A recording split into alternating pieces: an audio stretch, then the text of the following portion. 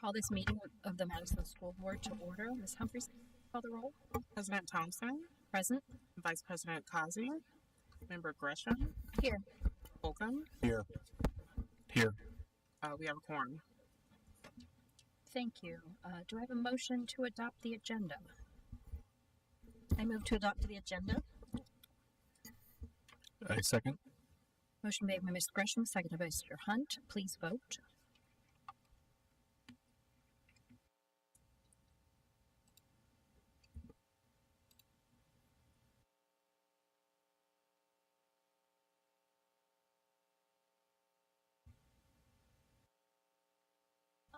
For Mitra, do you want to say no? Not present.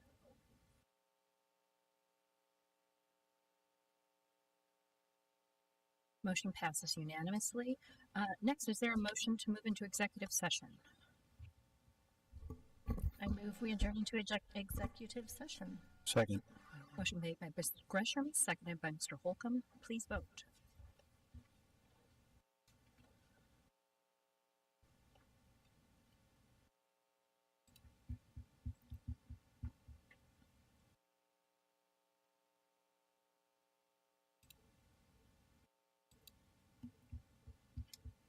Motion passes unanimously. We're now adjourned into executive session.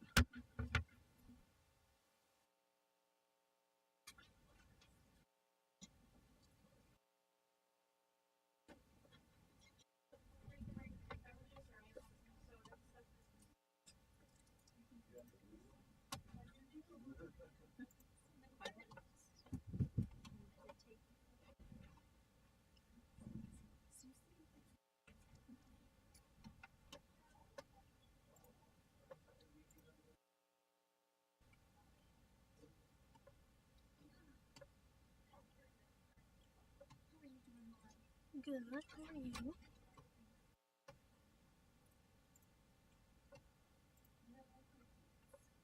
That's good.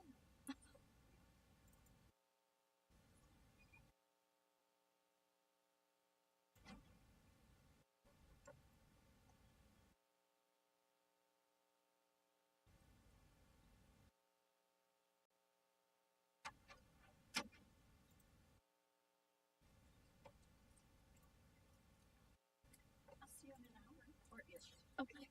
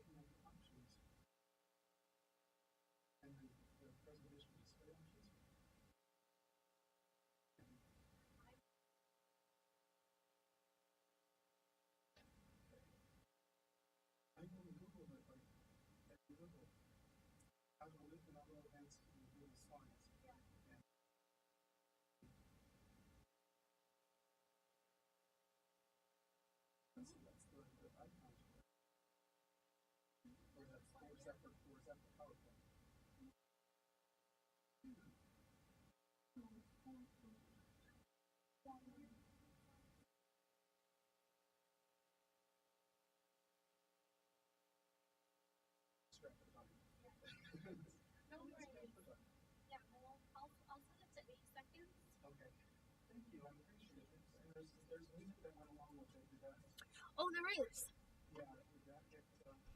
I don't think that. Let me see.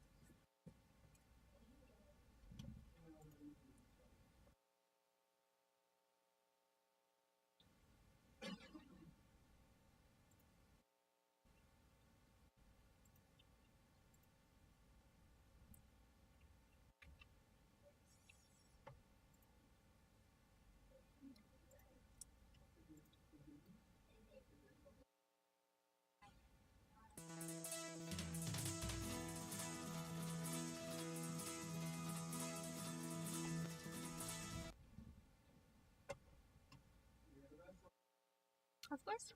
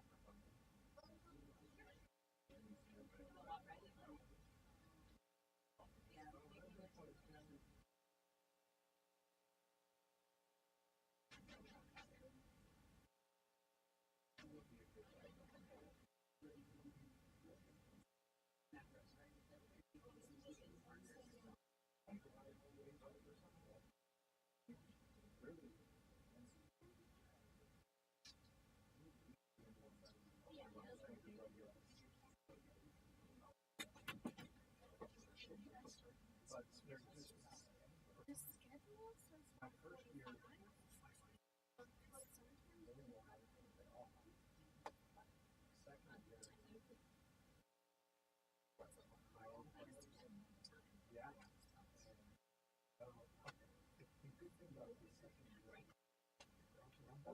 They won't cut you off. Okay. I don't think they will.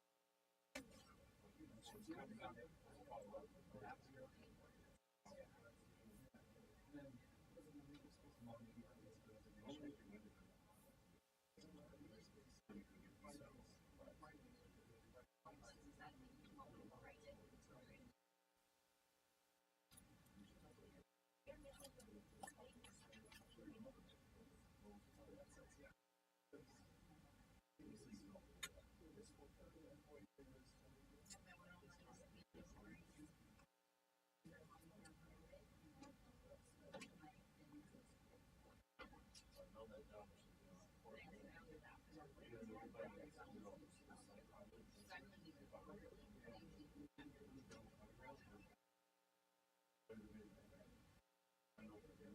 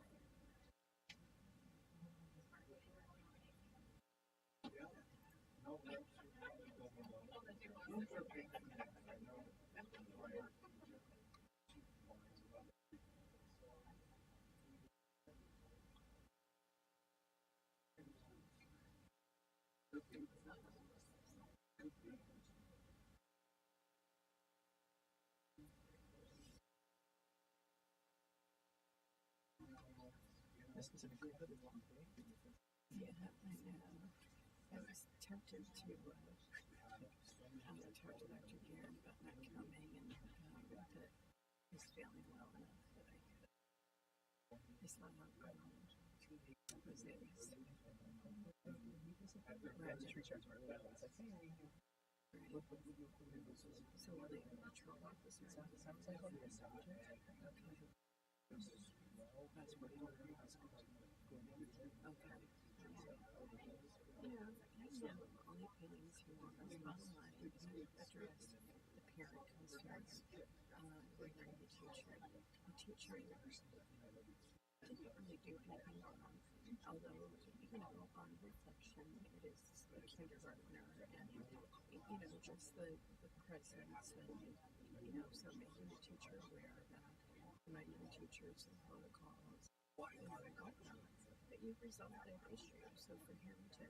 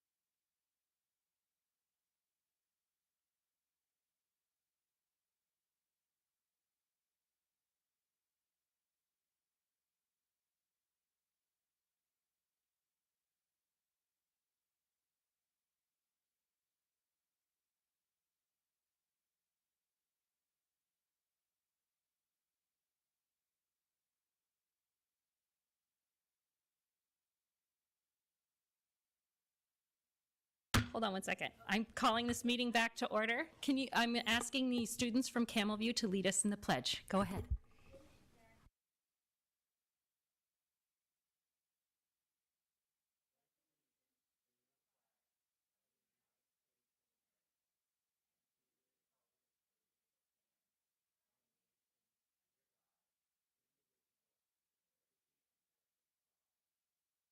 Thank you so much. Great job.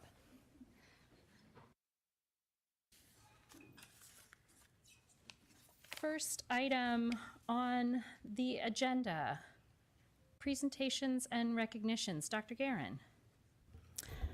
President Thompson, members of the board, cabinet, and guests, I'd like to invite Alicia Patton, MDTCA board member, to the board, who will recognize merits and accomplishments of some of our amazing staff. Thank you, Dr. Guerin.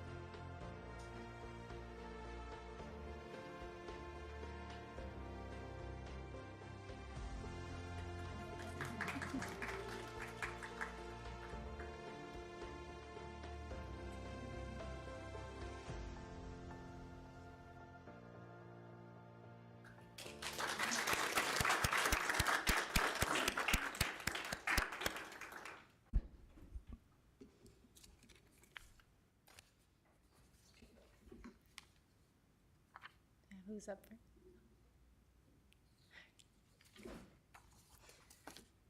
All right. From Madison Camelview, we have, for the You Make a Difference Award, Carly McAllister. Mrs. McAllister, oh, yeah.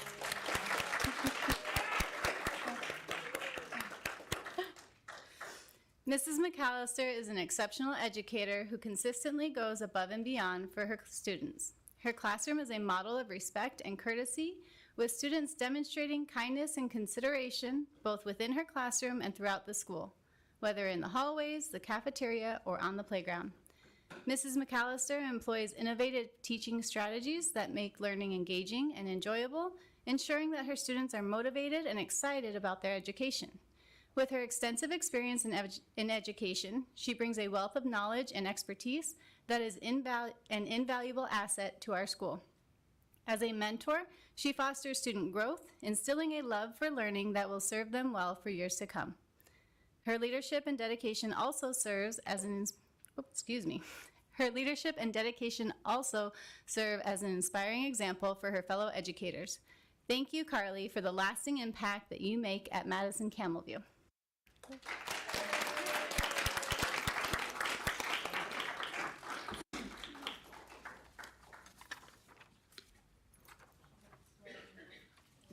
You get to come on up there.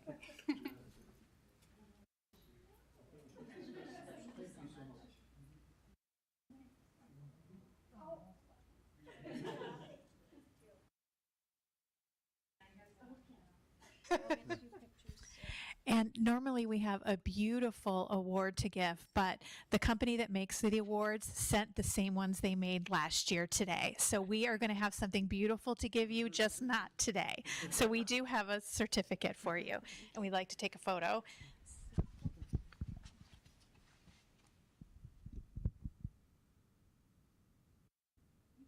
By yourself, just in your hair. Oh, golly. It's a whole thing. Sorry. All about you. Carly, would you like to say anything?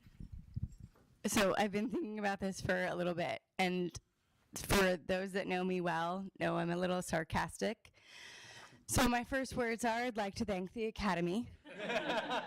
But in all seriousness, I'd like to thank my husband, Matt, who's been there to support me in the 17 years that I've been doing this. And he never gave me any qualms about buying all the snacks for the kids when we needed to do that. My mom, who is here with me, and my dad, God bless, who just instilled the love and education with me.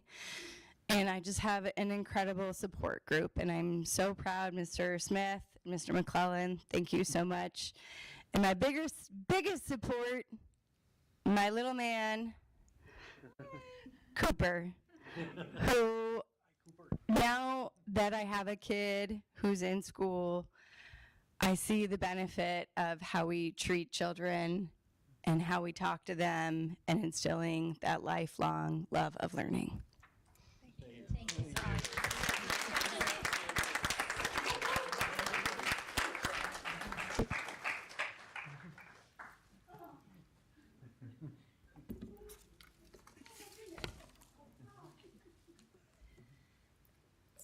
Next, from Madison Park Middle School for the You Make the Difference Award goes to Shelby Multani.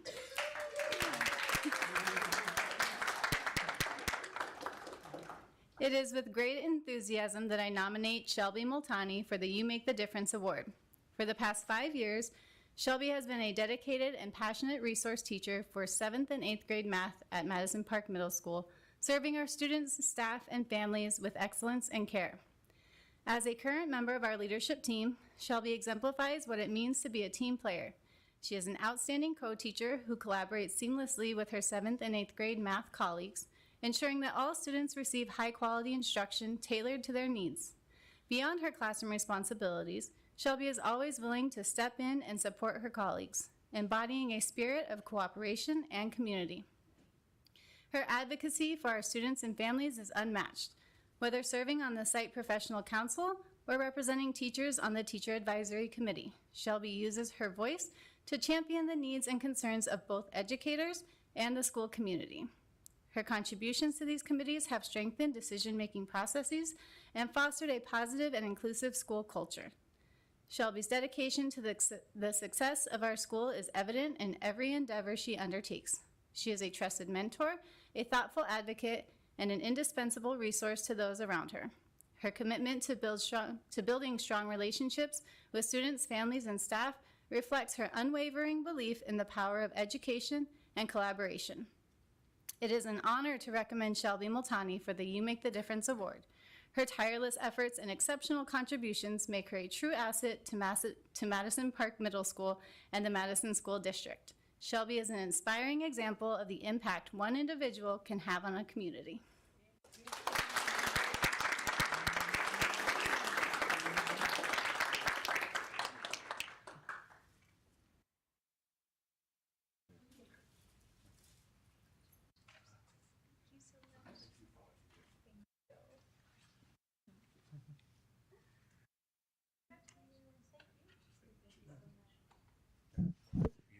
Be the center of attention.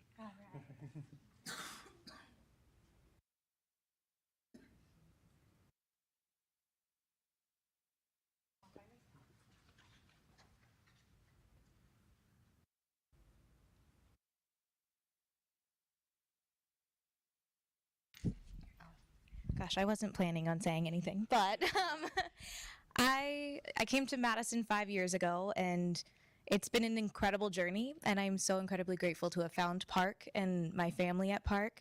My family's been an amazing support. My dad went to Madison Rose Lane, and so it's been in the family. So I'm just incredibly grateful. Thank you.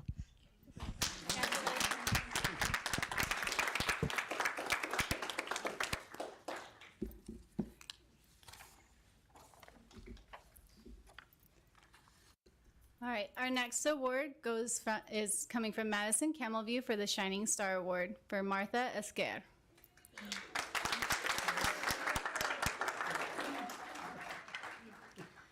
Martha is a special education paraprofessional at Madison Camelview Elementary School. She is a light to all who know her. Her dedication to her students begins each morning by supporting them with their daily routines, such as hanging up their backpacks and washing their hands, to supporting their very diverse educational goals, inside and outside of their learning environment. Martha cares for and genuinely adores her students and the work she sets out to complete each day within our district and community. She shares her knowledge and expertise with educators alike, as well as inspires her students to think outside themselves and within the world around them. We are beyond lucky to know and work alongside Mrs. Martha. Thank you for being our shining star.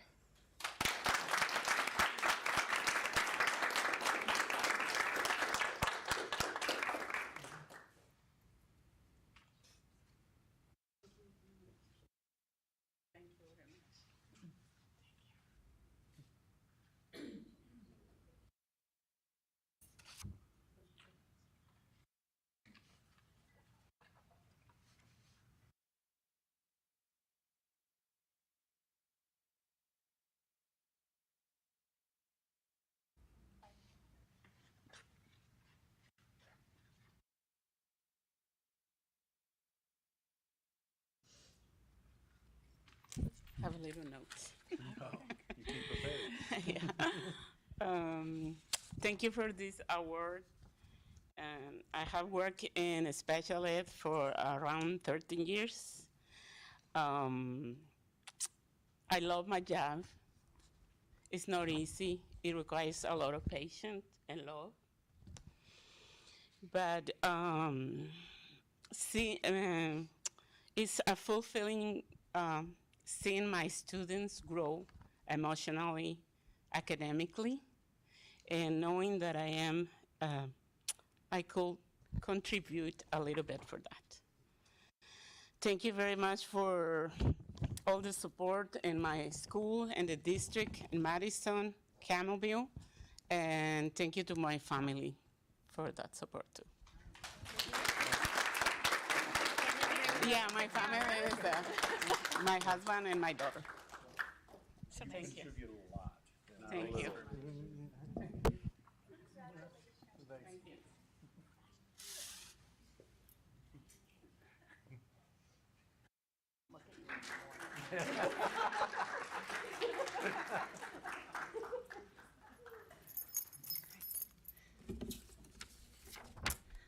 All right. And our next Shining Star Award is from Madison Park Middle School. It's Diane Roten.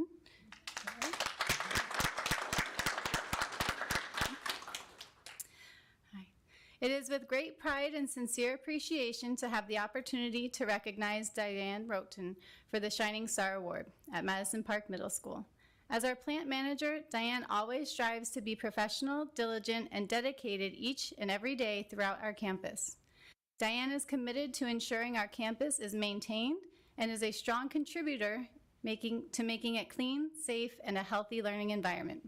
She collaboratively works with her team to maintain our campus and ensure that it is conducive to our school-wide focus to support the needs and success of all our students. Diane not only maintains the Madison Park campus, but also the Madison Traditional Academy Preschool and Madison Highland Prep High School. She works with the leadership team from all three sites to ensure all three campuses are operational. Diane and her team make it a priority to quickly and efficiently complete requests and/or work orders from all three school sites. Diane's contributions go beyond daily responsibilities. Her commendable actions during an emergency in October highlight her courage and leadership. When a teacher reported a strong odor in a classroom, Diane immediately investigated and identified the smell of burnt wires. Upon inspecting the AC unit on the roof, she discovered flames inside. Without hesitation, Diane took swift and decisive action. She grabbed a fire extinguisher to put out the flames, alerted the front office to activate the fire alarm, and ensured the safe evacuation of everyone from the building. Her response was exemplary. In emergencies, individuals often freeze, but Diane's quick thinking and decisive action embodied the action always wins principle emphasized in our recent EOP training. Diane's bravery and leadership helped secure the safety of over 1,000 individuals on our campus including students and staff from Madison Park, Madison Highland Prep, and preschool. We are deeply grateful for her vigilance and dedication to safety, and we are proud to recognize her as a valued member of our team.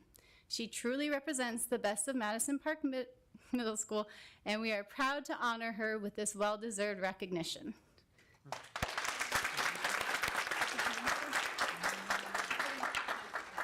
So she wasn't able to be here this evening, but we want to make sure that her speech was shared. And, yeah.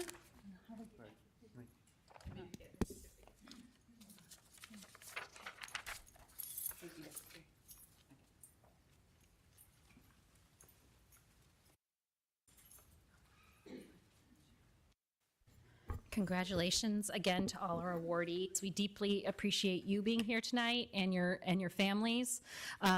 You can stay for this entire riveting meeting, or you can feel free to stand up and leave. It won't be an interruption, but thank you for being here this evening. Next on the agenda, 5.2, Superintendent's Report. Dr. Guerin. President Thompson, members of the board, cabinet, and guests. Last week was Parent-Teacher Conference Week. It was great to see so many parents on campus meeting with teachers. We had in-person meetings, we had virtual meetings, which parents love for the ability to just be very flexible with work schedules. And I want to thank our staff. They put in a lot of extra hours to make that happen, and we know communication between parents, families, and students is so very important. This week is School Counselor Week. I want to thank our dedicated, hard-working school counselors who not only support our students' well-being, but also do an amazing job with our staff. We appreciate each and every one of them and are so grateful to have them and our social workers on our campuses. Did you know for over 30 years, Madison has received the Excellence in Financial Reporting Award for the Government Finance Officers Association. We just received it again, not surprising. Thank you, Ms. Garvey, and to our Business Services Department for their just continued efforts to make sure that our staff and students have everything they need. Fall in Love with Madison. Last year was the first time we had this recruiting event, and it was a big hit. So we really hope to see you there. It's on February 11th, so just before Valentine's Day. So you're going to fall in love with Madison. I have a feeling you'll see some love themes there. I don't know what Dr. Lomeli has cooked up, but it is in the lobby of the Madison Center for the Arts, and if you go, you'll never want to leave Madison. That's what happened to me. I fell in love with it, and now you're stuck with me. So it's 4:30 to 6 at Madison Center for the Arts on February 11th, and it's a great time for people to come see what we're all about and meet our amazing staff. We are thrilled to announce that Madison Park has been selected as a finalist for the prestigious 2025 Real Estate Development Award. It's called the Red Awards, and it's like the Oscars for these people.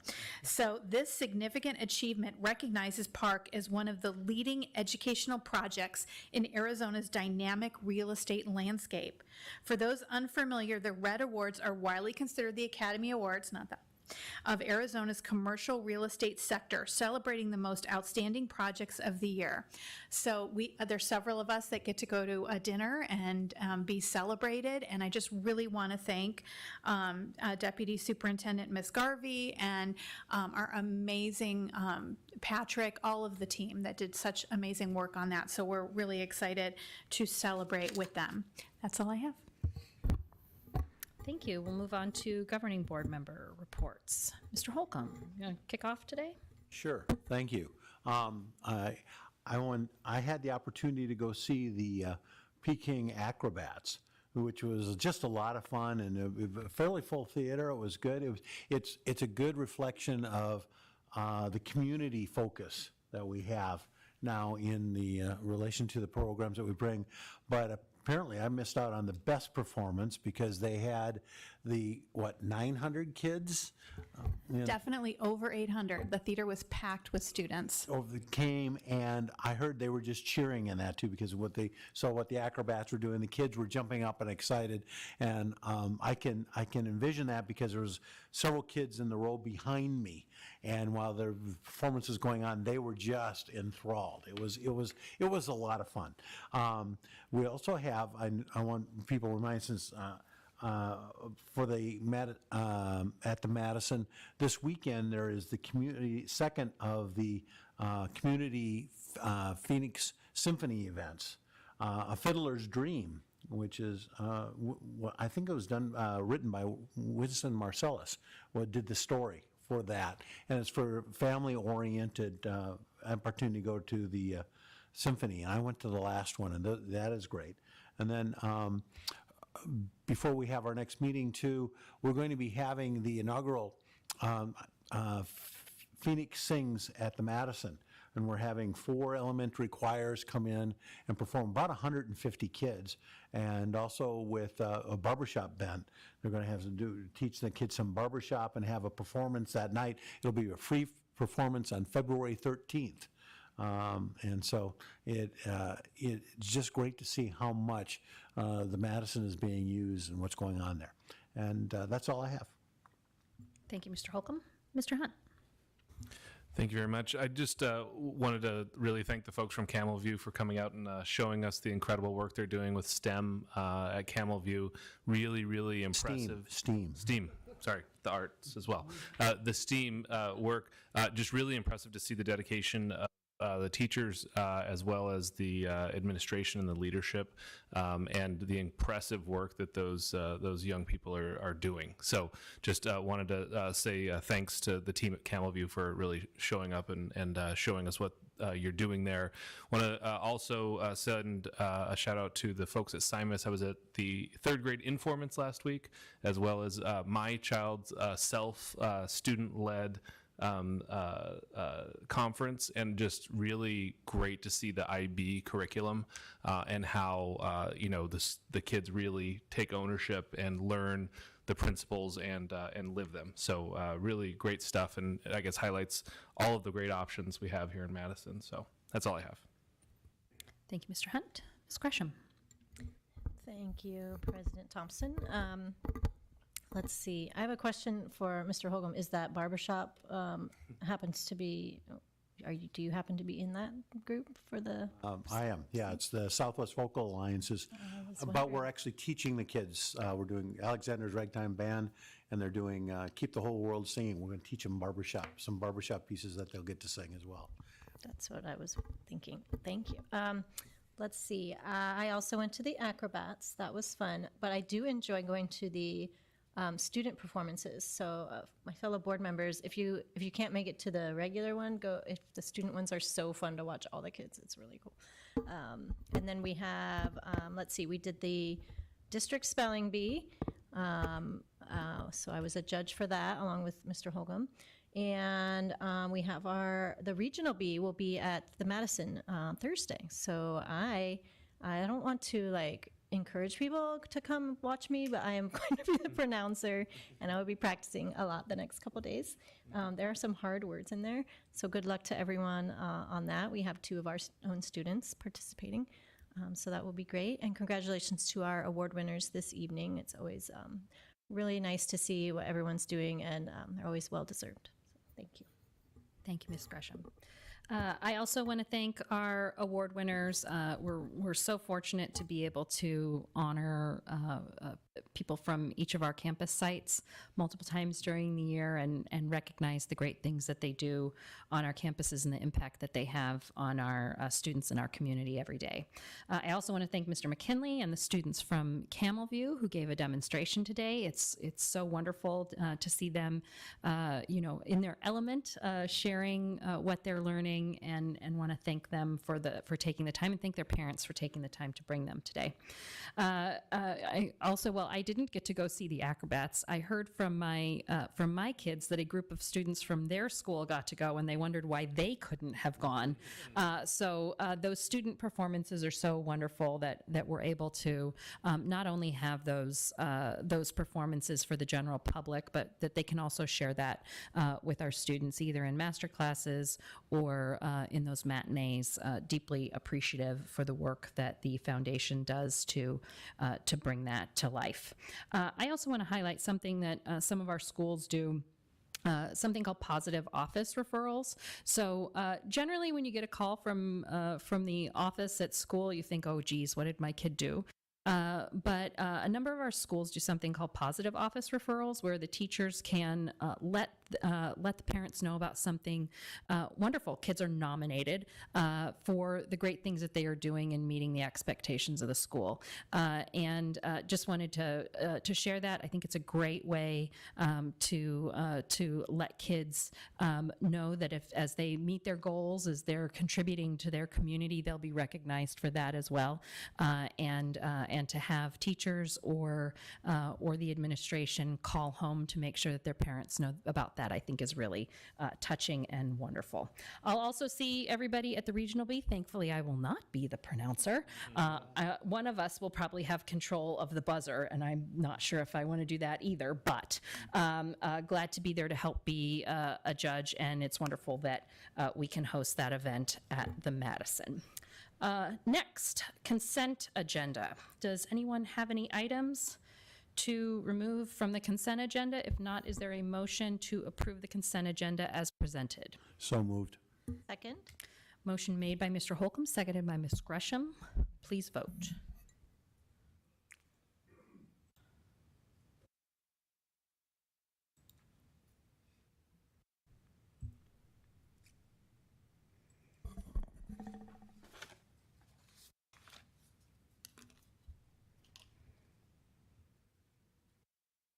Motion passes unanimously.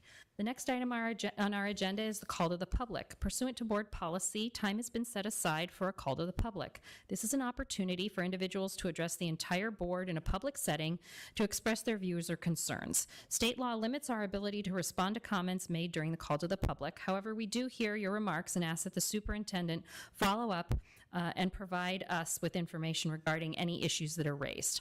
To keep us on schedule, each speaker has no more than 3 minutes. Ms. Humphreys, is there anyone signed in for call to the public? We have no calls to public. There's no calls to the public today, so I'll move on to the next item. Madison Rose Lane rebuild update. Dr. Guerin. President Thompson, members of the board, cabinet, and guests, I'm happy to turn it over to Deputy Superintendent Lori Garvey for this item. Thank you. Good evening, Madam President, members of the board, Dr. Guerin, and cabinet.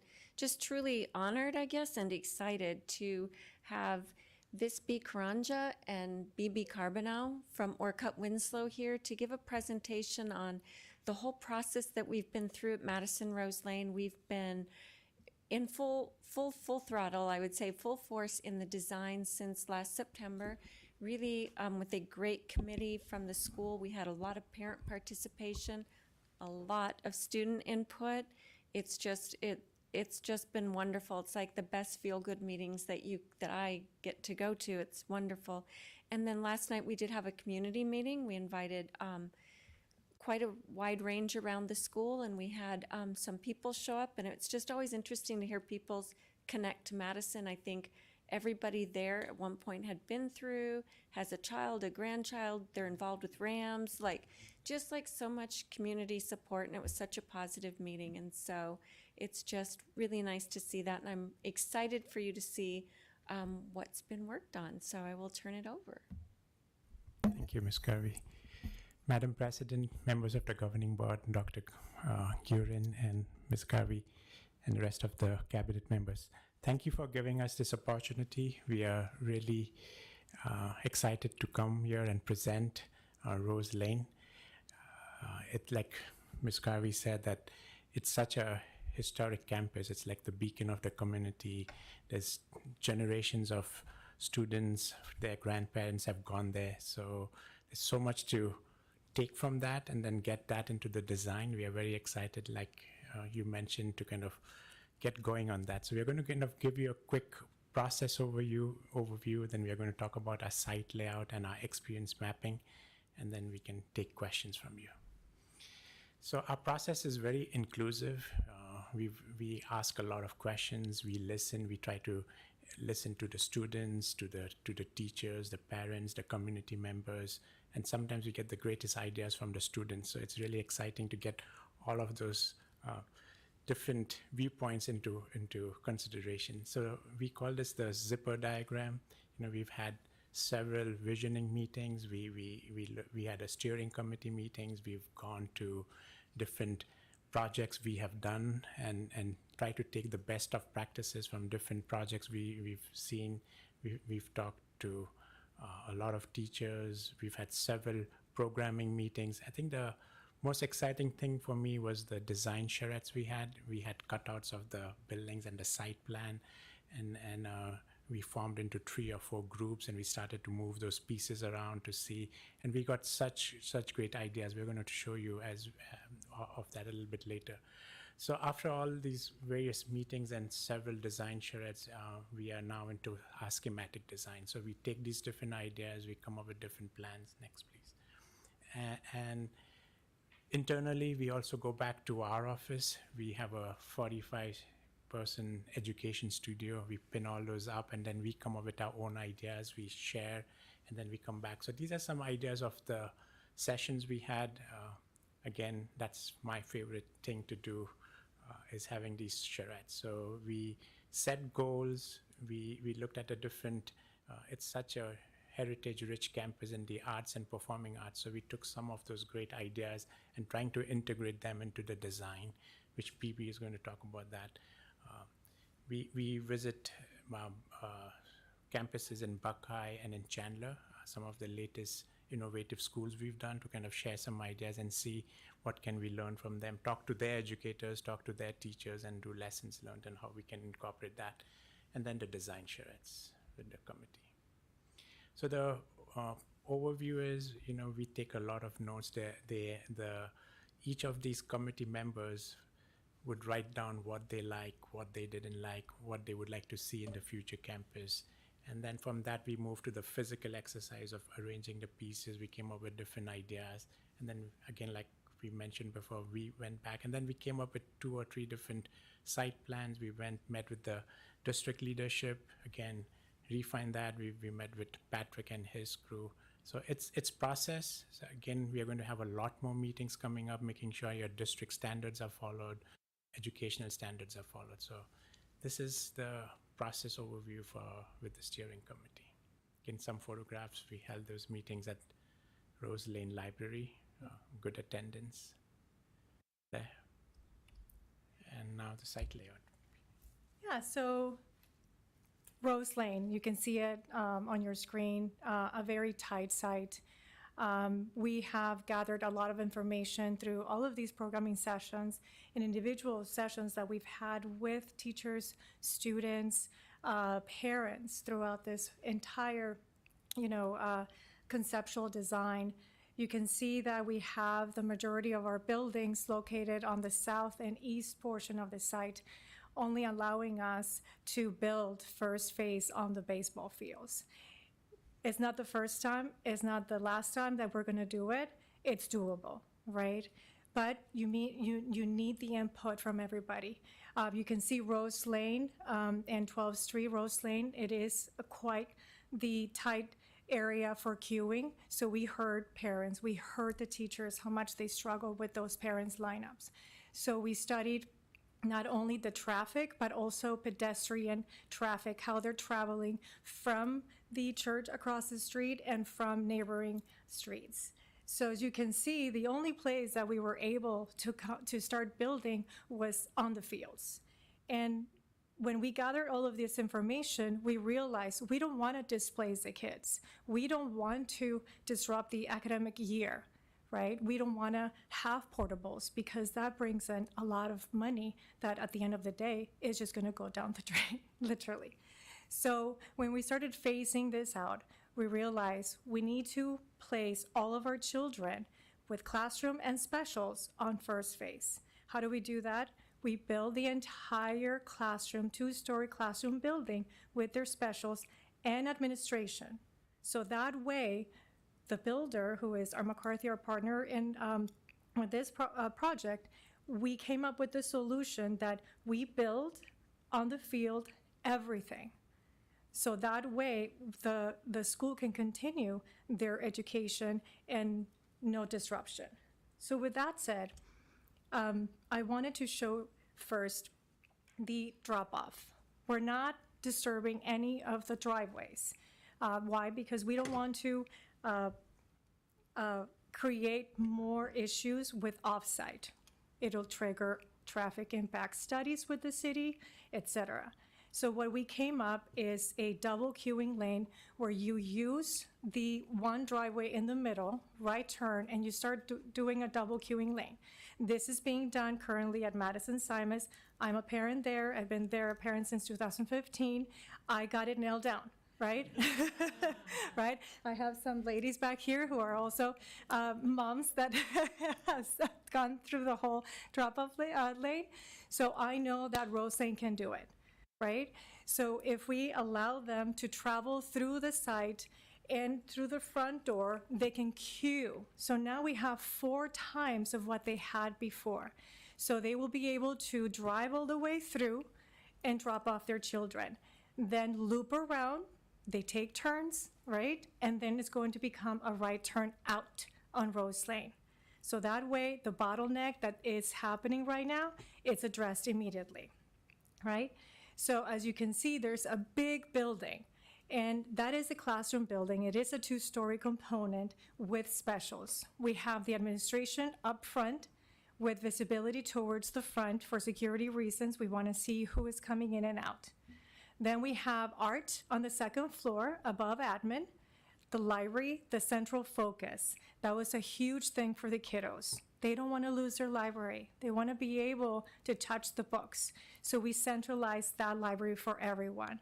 Then we have music and strings. On the 1st floor is music and strings on the 2nd floor.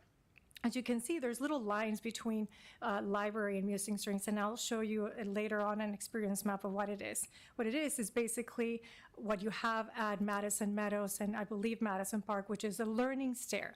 Well, how do we activate it? We just don't want to build it and just abandon it, right? So we're going to activate it by placing it strategically in front of the platform space, which can be used as a double performance, right? So that two-story classroom building is part of phase 1 construction.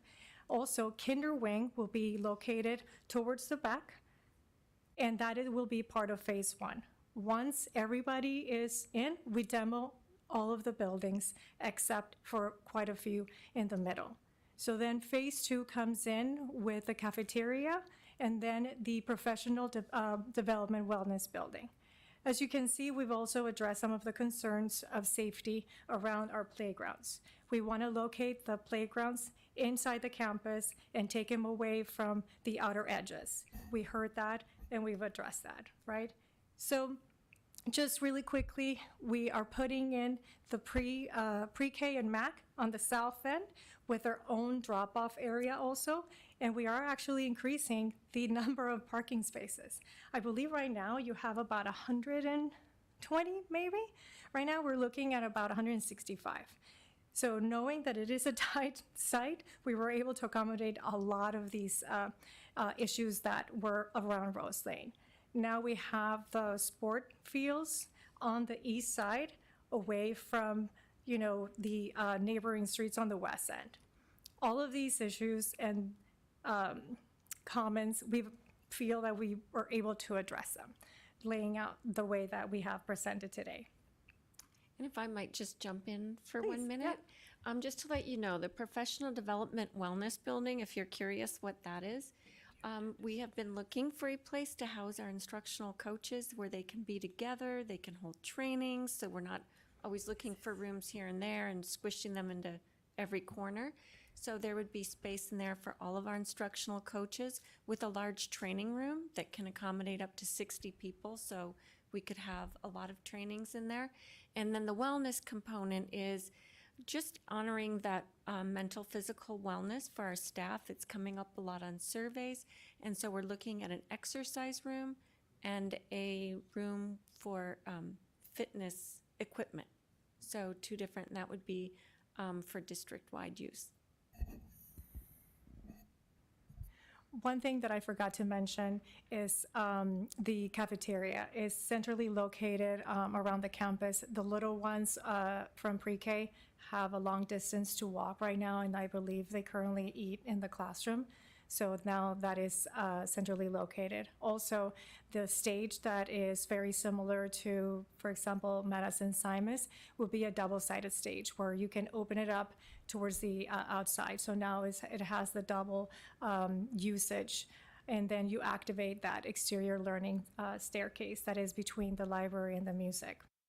Also for safety, we are working with a landscape architect who will be presenting tomorrow during our administrative weekly meeting, their conceptual ideas, and they are addressing the safety concern, which is the fencing, and how we're going to secure the campus and keep potential intruders away. Next up is we want to showcase an experience map. What is an experience map? It doesn't mean that it's an elevation, but it's the intent behind what is about to happen as schematic design wraps up next week. So visually, we have been able to collaborate with different images. Basically, it's like your Pinterest that you bring in together and you create this collage. So what if, when you're walking through the front door, what if you get to see the dance on the second floor, or this beautiful exterior walkway that is open? It's still secured, right? You still have that glazing, that connection, right? So these are just experience maps of what ifs, right? So this is if you were standing looking towards the classroom building, if you could see the specials on the second floor. Again, we want to emphasize that Rose Lane, it is an arts focused school. So we want to showcase them. When you tour as a parent, you want to get excited without even getting a paper, right? So you see it and you're like, oh, that could be my child up there. So these are another images of potential ideas. And this is all coming out with conversations that we're really having with the members from the steering committee, from children, right? They want to be able to have a lot of windows, a lot of natural light, and be able to see what is happening beyond the class, right? So in this example, we can have a 2-story volume component where you can see one of the specials there. And this other one is the library, the focal point, the fun part, the heart of the campus, right? Where kids are eager to grab a book and go into a nook and just read. My child does that every morning at Simus, and I absolutely love that. So here the idea is that we want to do a 2-story component in the library where it opens up, but it also feels very special and connected towards the children, using color, using little nooks and cracks, and also just visually interesting for them. So just again, ideas of what if we create a little step-up area? What if we use the ramp inside the library and create nooks and crannies here and there for them to put their books and puzzle pieces, etc. The courtyard outdoor learning. Rose Lane is everything's outside. All doors are exterior, and they have all of these beautiful landscape connections, right? So we don't want to lose that. So let's give it back, but let's activate it as a learning space. So maybe in between these classroom wings, we can activate it by leaving open spaces for them with shade and areas to read, or even just do one-on-one with teachers, or even staff members that can just go and grab a lunch and sit out there. How do we activate the interior portions of some of the classrooms that have to have interior hallways? Let's bring in natural light, high ceilings to allow that connection to the outdoor. The art walk. as you're being dropped off or walking from 12th Street, let's emphasize and showcase their work. How do we do that? Literally by putting their art, right? It is a lot of work. We hear it, right?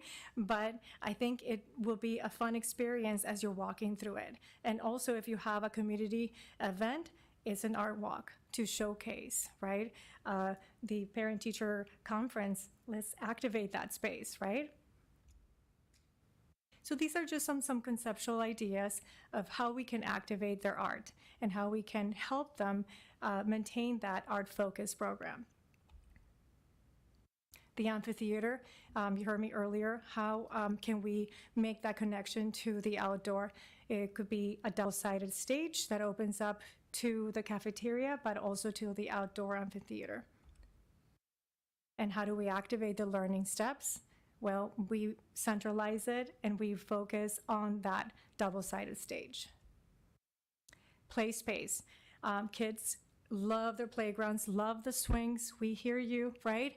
But let's make it fun and also colorful, but also interactive. Maybe some little things that they can play and dang and, you know, create their own music, right?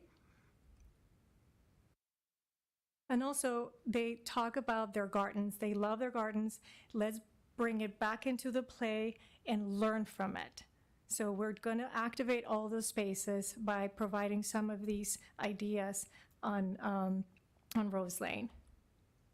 The cafeteria dining, we want to make it fun and interactive, also playful, colorful, and have that connection to the outdoor. So you can see some glazing that could be tall ceilings that will allow that natural light to come in.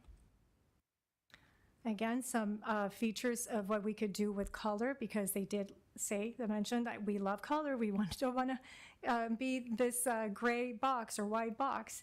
So we hear you, we're addressing that.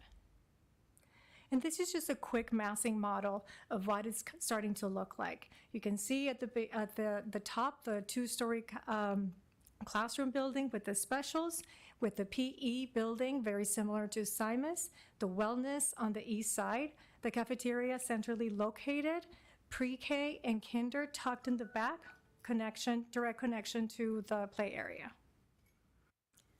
And that's pretty much it. Do you have any questions or comments? Thank you so much for that presentation. We deeply appreciate it. I'll open it up for questions. Okay. You had your hand up first. Go ahead, Ms. Gresham. Thank you. I have a few questions and a few comments. So I guess I'll start with some comments.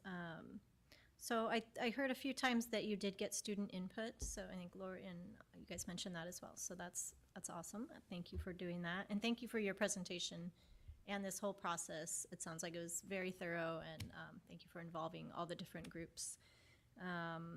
Let's see, and I love the outdoor stage thing. It's really cool because they have that right now, and I like that you're keeping a lot of the character of the original building. So that outdoor stage looks really fun.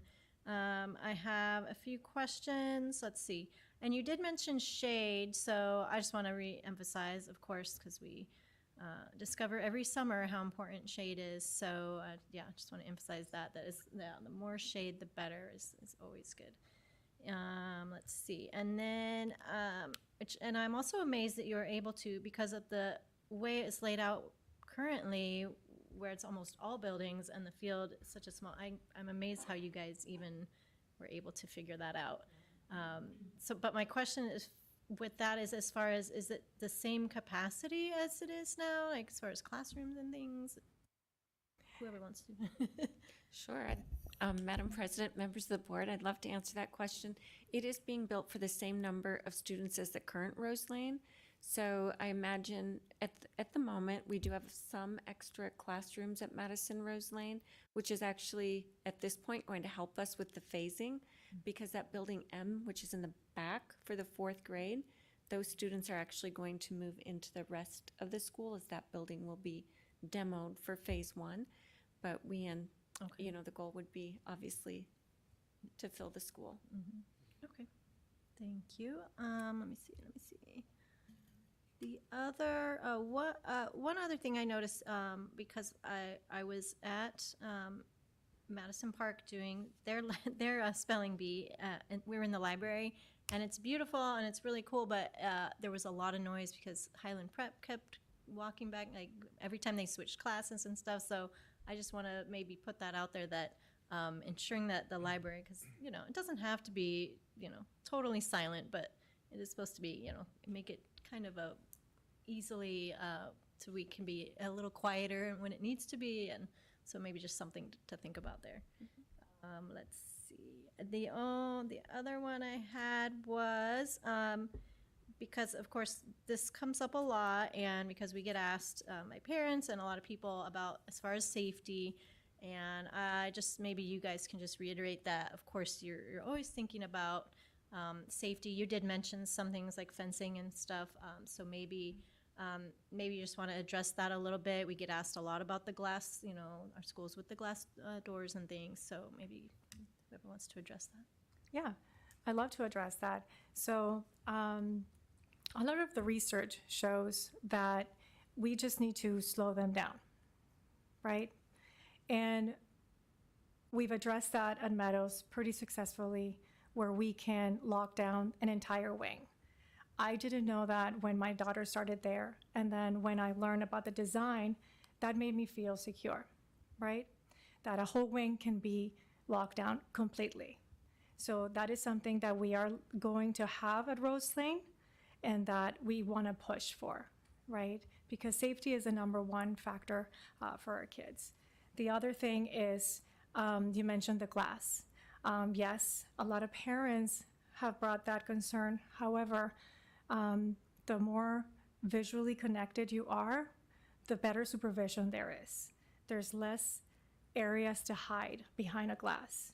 So we do have to maintain that visibility to the connection, because we need to bring some natural light to the classrooms and to the specials. So we are addressing all of those concerns, and obviously we are reducing the number of doors that lead to the exterior, because we've been working with Patrick and his team.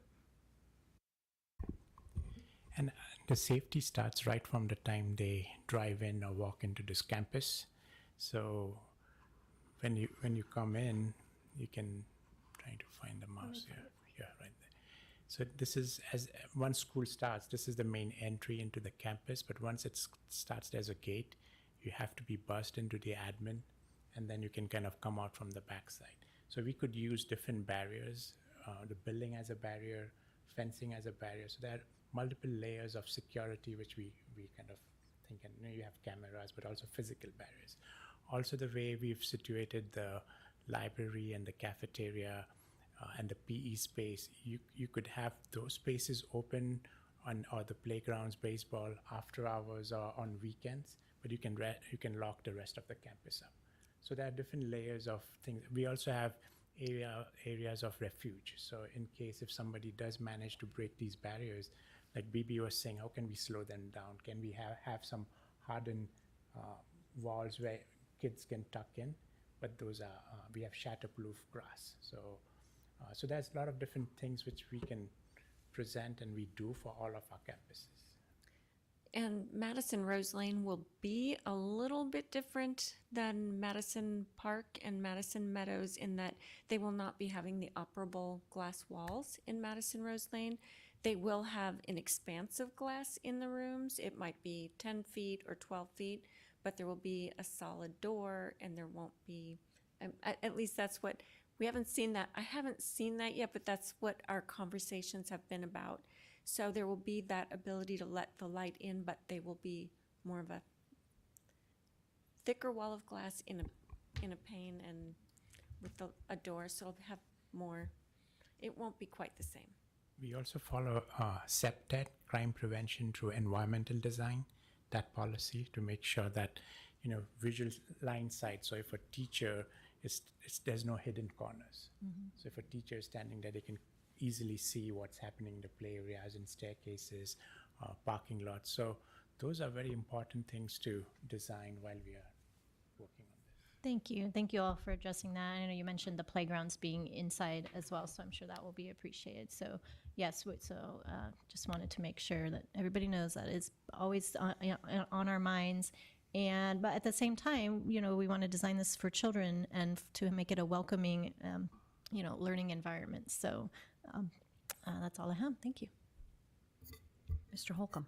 Yes, thank you. I wanted to follow up, Ms. Garvey, on one of the things you said, because I was going to ask about the glass classrooms, and also that relates over to the cafeteria.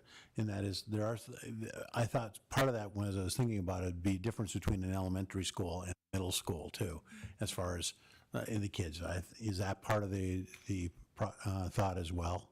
You said it's going to be different than Park and Meadows. Yes, Madam President, members of the board, that was part of the thought process, being an elementary school and the needs, and actually having students work on their own side of the collaboration space opens up, but a little bit more controlled. And I think one of the things that we heard, like, I learned so much from the students there. It was amazing. And they really, I have to tell you, I told Barb, Ed Services is doing like this bang up stellar job, because the children were talking about how they were self-regulating and how they wanted these places to go in little corners to be quiet and just to bring themselves down. And they loved walking to the library because they needed the peace in their day, and how they talked so much about how they felt and how they interacted with the building and the space. So I think when we talk about all this interaction, it really came out. And like here in this slide here, you see the tree in the cafeteria. I don't know that we'll actually have a living tree in the cafeteria, but there was a student who had seen a tree, I think, in an airport, and was just like, all these people, and it just made me feel calm. And Madison Rose Lane talked about trees and not just having buildings and communities. So it was just really, I'm like going way off your topic. I could talk about this all night. It's all right. So, you can wander around for a while if you want. Yeah, and by the way, I think you should come and have the same people come and talk to people at my firm. That would be helpful. And related to that, by the way, and you've dealt with me before, and too, says I'm very much into words and how you label things. I thought we were never going to build another cafeteria. We were going to all the commons and the central area of that too. So just a thought. And if you want to make these meetings shorter, I would suggest the use of commons instead of cafeteria. And that's why you get hit up with STEAM instead of STEM. I made people's life miserable. But I do have a question about the soon-to-be named Commons area, because I've seen how beneficial having that open into spaces where you can be outside and that too, and it becomes Commons, and I'm just having trouble visualizing that here. I love the stage, the stage opening both ways, but where the kids can be outside and that be a central area. And I know it opens up this way, but I didn't see, are there going to be openings so that you can open up the cafeteria? Now see, you got me doing it. Commons. The commons. They open up the commons to, the outside, so it has that free flow. Because that seems, I've found that as we've built the new commons, or the new campuses, that's been a huge plus. Yeah. So, Madam President, members of the board, that was a very good question, because that was one of the things that they wanted to maintain the intent of being able to be outside. Even though sometimes it's 118 degrees outside, we can't have that. But as you can see, this gives you a quick glimpse of the Commons east side, right, where it could open up to the fields, right? So we do have opportunities where we can provide those doors that can open up. We're very early in the process of discussing some options for Ms. Garvey's team, right? And then on the other side, where it has the connection towards the play areas, that's the focal point, right? That's where we want to have a lot of the outdoor seating, so that way grandma from across the street can can have lunch with her grandson, right? She did ask that question last night. She said, I want to make sure that you are providing outdoor seating because I like to sit outside with him. So there will be plenty of opportunities for that with shade, obviously. Yeah. Yeah. Yeah. And then outdoor eating is also important because of the cycles of lunch periods we have. That helps to kind of get how they circulate through the cafeteria is important, where they access the food and go back to the play area. And you mentioned on the commons, we'd also like to, we haven't ran this, but garage doors. So there would be wider openings which could open up. So different ideas will come into that. Yeah, I just didn't see where the sort of the seating areas other than the stage, which I really appreciate. And then I'm very interested in, you didn't talk much at all about the pre-K area. And to me, one of the most important things we're doing in this rebuild is creating that pre-K space. In fact, I'd love to see it 3 times the size that it is now. But I mean, that to me is one of the more important elements of this as well. Can you address that a little bit? Madam President, members of the board, yes, pre-K is very important, is where our kiddos start at a very young age learning, right? We are having the MAC classroom at the front entrance, very similar to Madison-Simus, and 4 pre-K classrooms. They are the same size everywhere, so because we're trying to follow district standards. The connection that these kiddos have is going to be in the playground, but with the secured fencing around it because of licensure. We're currently working with Ms. Keisha and making sure that we are addressing the needs and tweaking here and there of learn.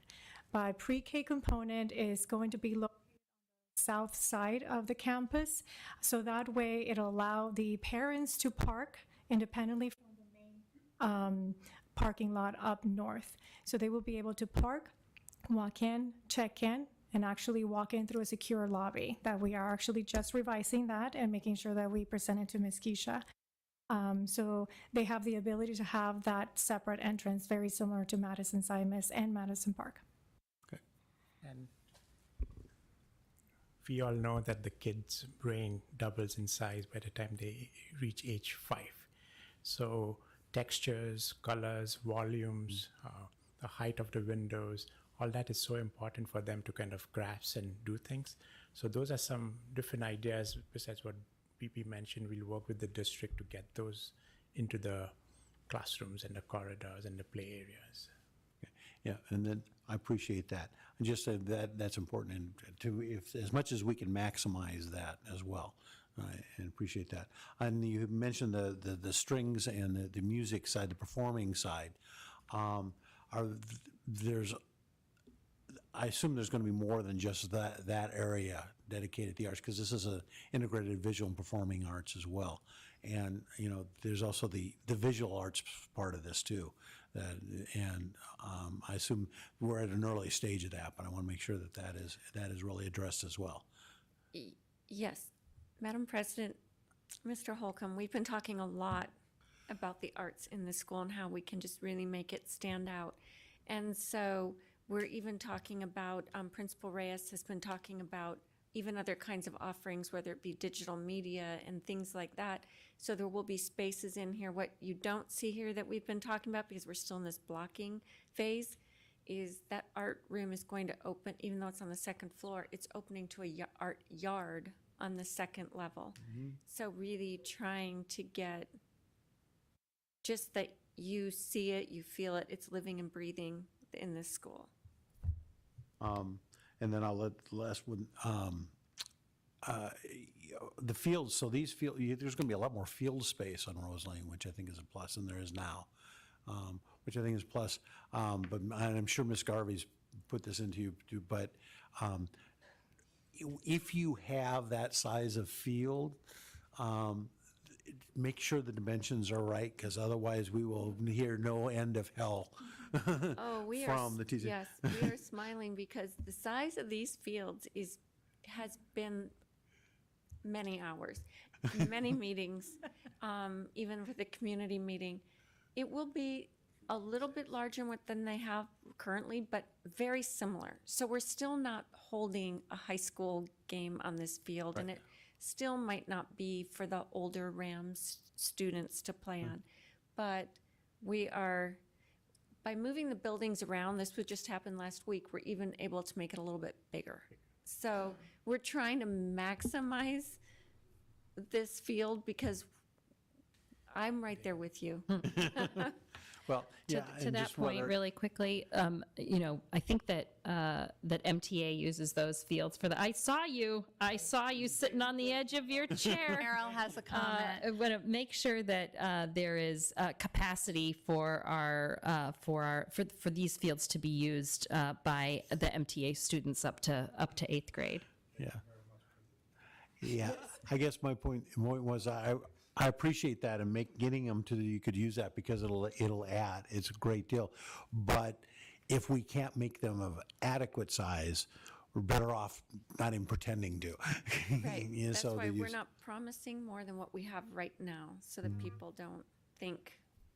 And I did misspeak. I did have one other thing. I know the garden at Rose Lane has been a very important part, and the space where it's at too. I don't know if I assume the staff and the people there said that that's adequate for what they want for the garden. Yes, Madam President, Mr. Holcomb, I would have loved to bring you the landscape concept, and I would love to be able to share that presentation tomorrow. When that happens, you will be excited to see that the garden will be active, and that's why we've located it near the younger kiddos, so that way they have that connection.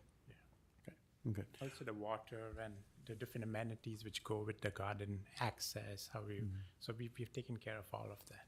Oh, good. Thank you. I'm very excited. I'm very excited about this, and I think that's not only just the school, but knowing the Rose Lane community. This school is going to be a real driver there for the community. I think that's a community that's really looking to blossom and will with this school, just like Park has. And so I'm very excited about it. Thank you. We want it to be such an exciting project and school that when relatives and families are visiting the thing, the kids say like, hey, come see our school, this is so awesome. So they want to have them come and visit that. So that's our goal. Yeah, thank you very much. Thank you, Mr. Holcomb. Mr. Hunt. Yes. First question, can you just walk us quickly through kind of the heat resiliency plans on this campus? What I mean by that is, how is it designed to be more resilient in, the hotter months of school that we now have with shade and things like that? Madam President and members of the board, the way that we address this is by maintaining code. So all of our exterior walls will be insulated. We will be working with an energy consultant to provide that energy model that will show the different heat spaces around the site. We are working with our landscape architect to make sure that all play areas are shaded and to make sure that we maintain that throughout the campus. Great.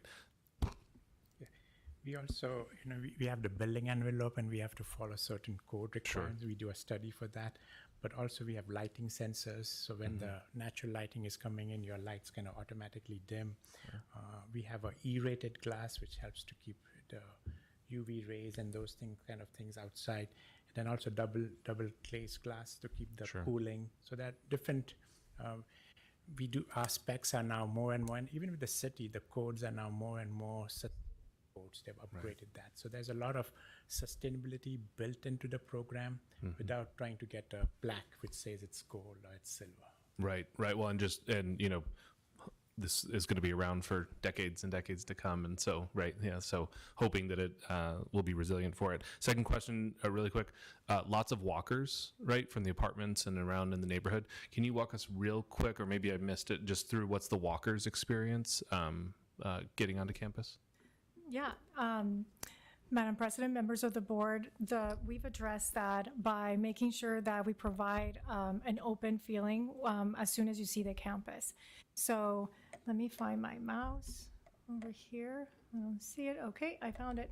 So For those little ones that are walking from the north end, they can cross here on the safe crosswalk and come along the east side, make a cross here. This gate will only be used for fire access, so it is safe for them to walk across because all of the drivers are coming in around and exiting. Okay. So they will be able to come here and walk towards the front of the school and get to the center and heart of the campus. If you are coming from the south end, there will be a walkway, which is existing right now. We're not modifying the bus drop-off, so that will maintain the same side, and you will be able to come along where the yellow line is. Got And have that connection. If you are a pre-K student, you will be able to come from the south or north and access this through a safe, accessible route and lead you to the pre-K or potentially to the kinder area. Great. Excellent. Thank you so much. Yeah, that looks great and safe as it can be.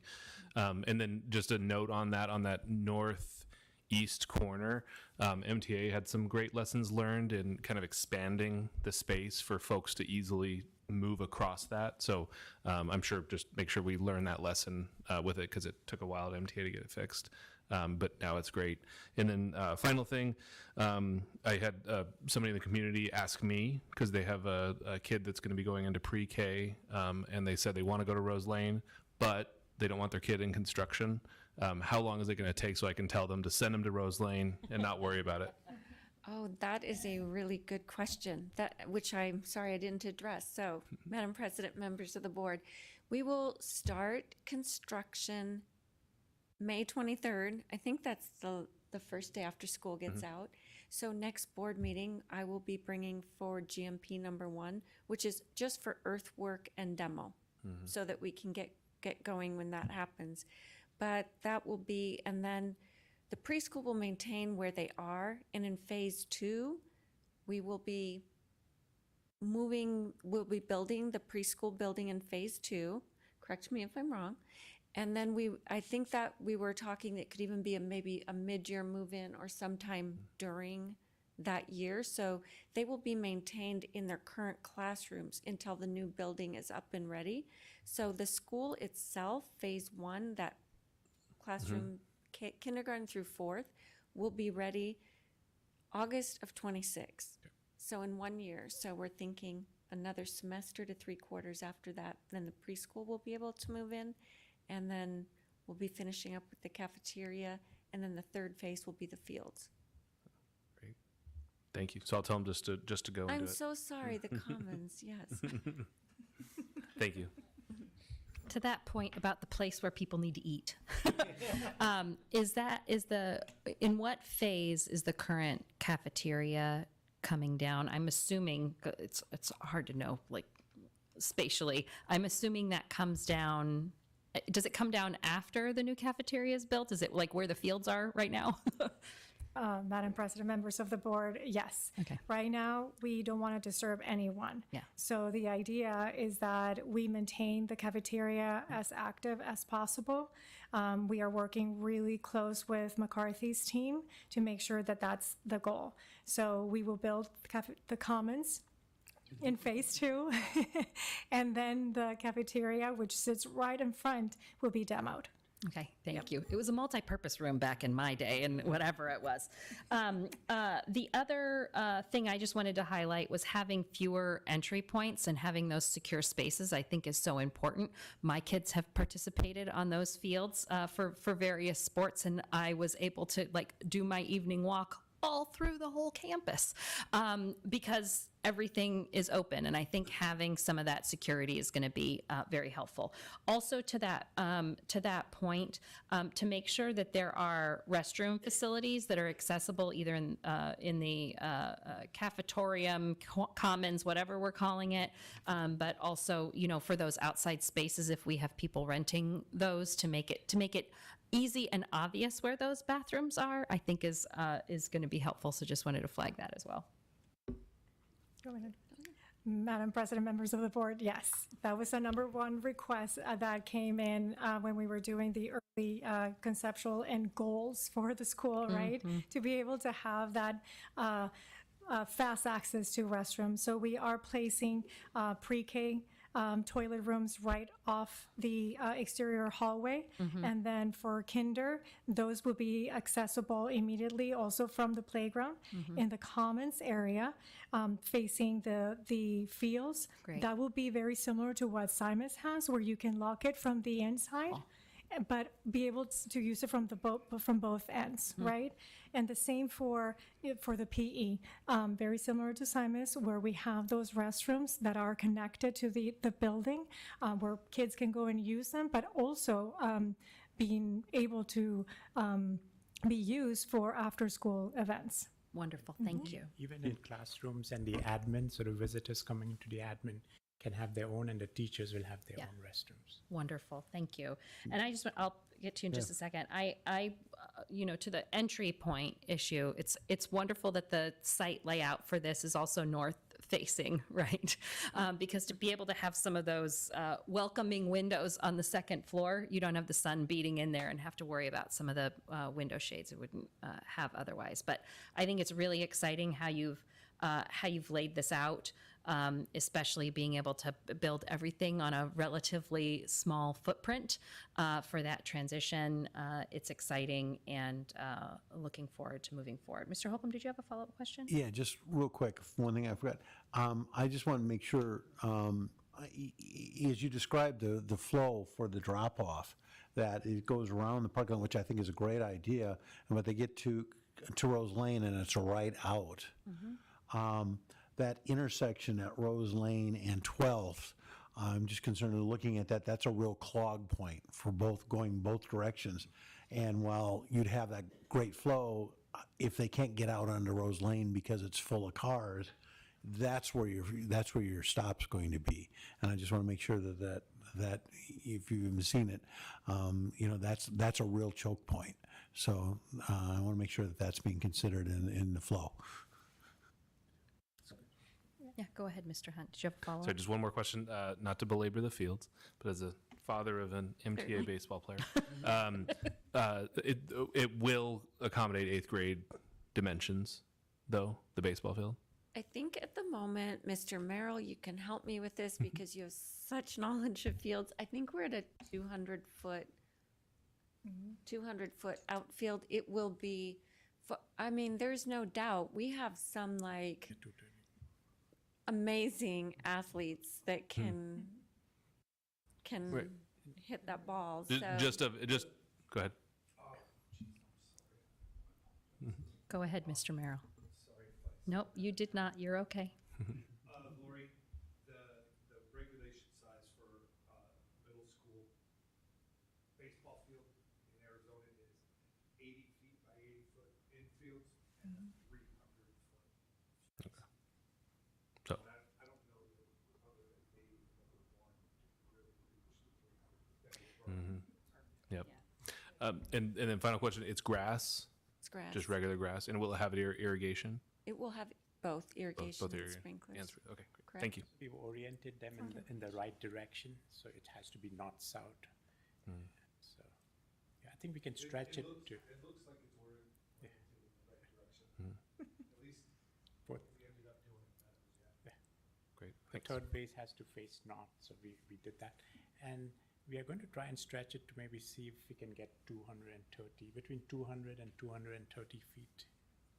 I think that's the max we can go, just how tight the site is. But it'll fit over. No, go ahead, please do. It will fit a regulation size soccer field and flag football field. Madam President, members of the board, the soccer field, we're really working really hard to make sure that it is per regulations, right? It is a tight site, and since it's a flood irrigation lot, we have to maintain that grade that drops down, and then there's those runoffs onto the side. But right now, we're currently working with the civil engineer to make sure we address those needs. Also, the baseball inside fields, if you do 80 by 80, we want to make sure that they don't cross each other. So, yeah. Okay, any other questions or comments? Thank you so much for coming today. It's so exciting to see the work that you all have done with our team and our students and our community to see this come to light. Excited to see it move forward. So thank you very much for your time today. Thank you for having us. Next item on the agenda is school district financial analysis. Dr. Guerin, should I just hand this over to Ms. Garvey? Absolutely. Ms. Garvey. Good evening, Madam President, members of the board, Dr. Guerin and Cabinet. Another one of my favorite topics, which is numbers. So the Auditor General releases a school district financial analysis report every January, and they've been doing it. And they test, oh, yes, we are. Sorry about that, as we jump around. So they test 10 different financial measures. When they do this test, it is basically, we just produce a number without a lot of narrative behind it.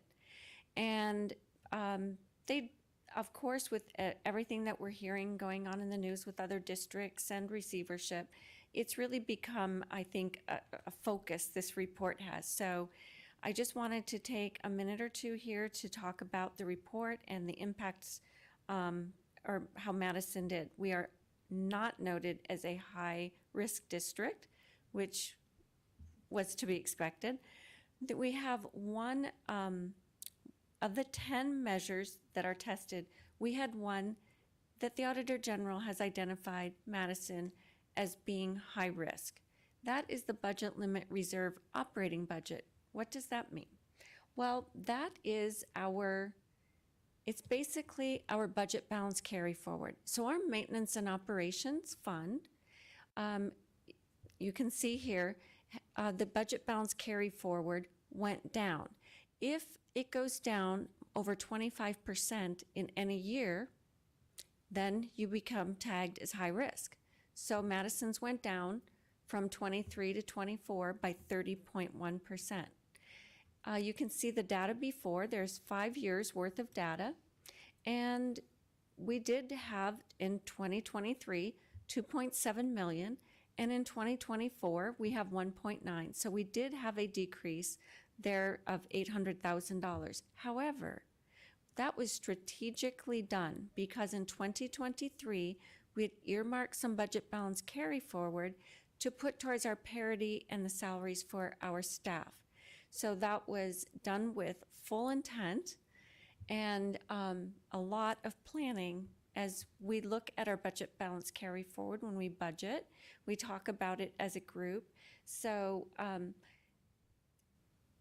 but when you only present something as a number in reports, that's how these things do come up.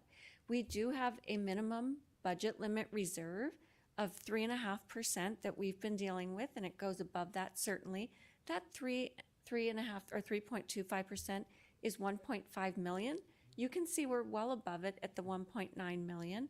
So we really are addressing it, watching it, monitoring it, not to be felt that there's really any financial risk with our budget balance carry forward. And I would like to say that in addition to getting our award, thank you, Dr. Guerin, for mentioning that tonight from the Government Finance Officers Association. I think even more directly that can tell us how we're doing is we get an annual review by Moody's. And Moody's is our credit rating. And Madison is one of a handful, when I say handful, under 10 districts out of 227 districts in this state that has the 2 highest ratings that we can get as both an issuer and our bonds. And what goes into that is a solid review of our financial data.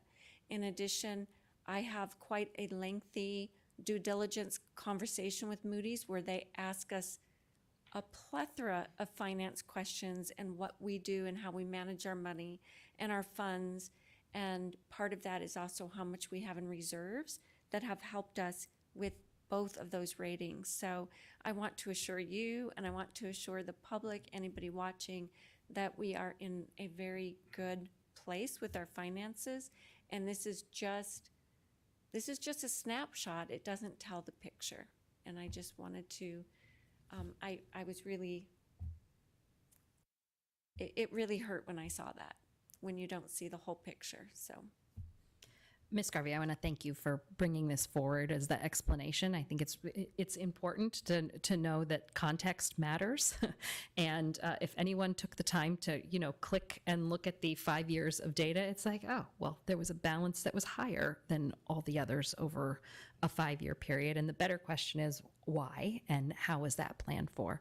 And I really appreciate you bringing this item forward to explain not only to the board but to the public that it was very intentional for a stated purpose that was discussed at many board meetings, and then that this really isn't a high risk issue. It was a planned for issue, and the devil is in the details. And in this case, we're in safe footing. Ms. Gresham, did you have something you wanted to add?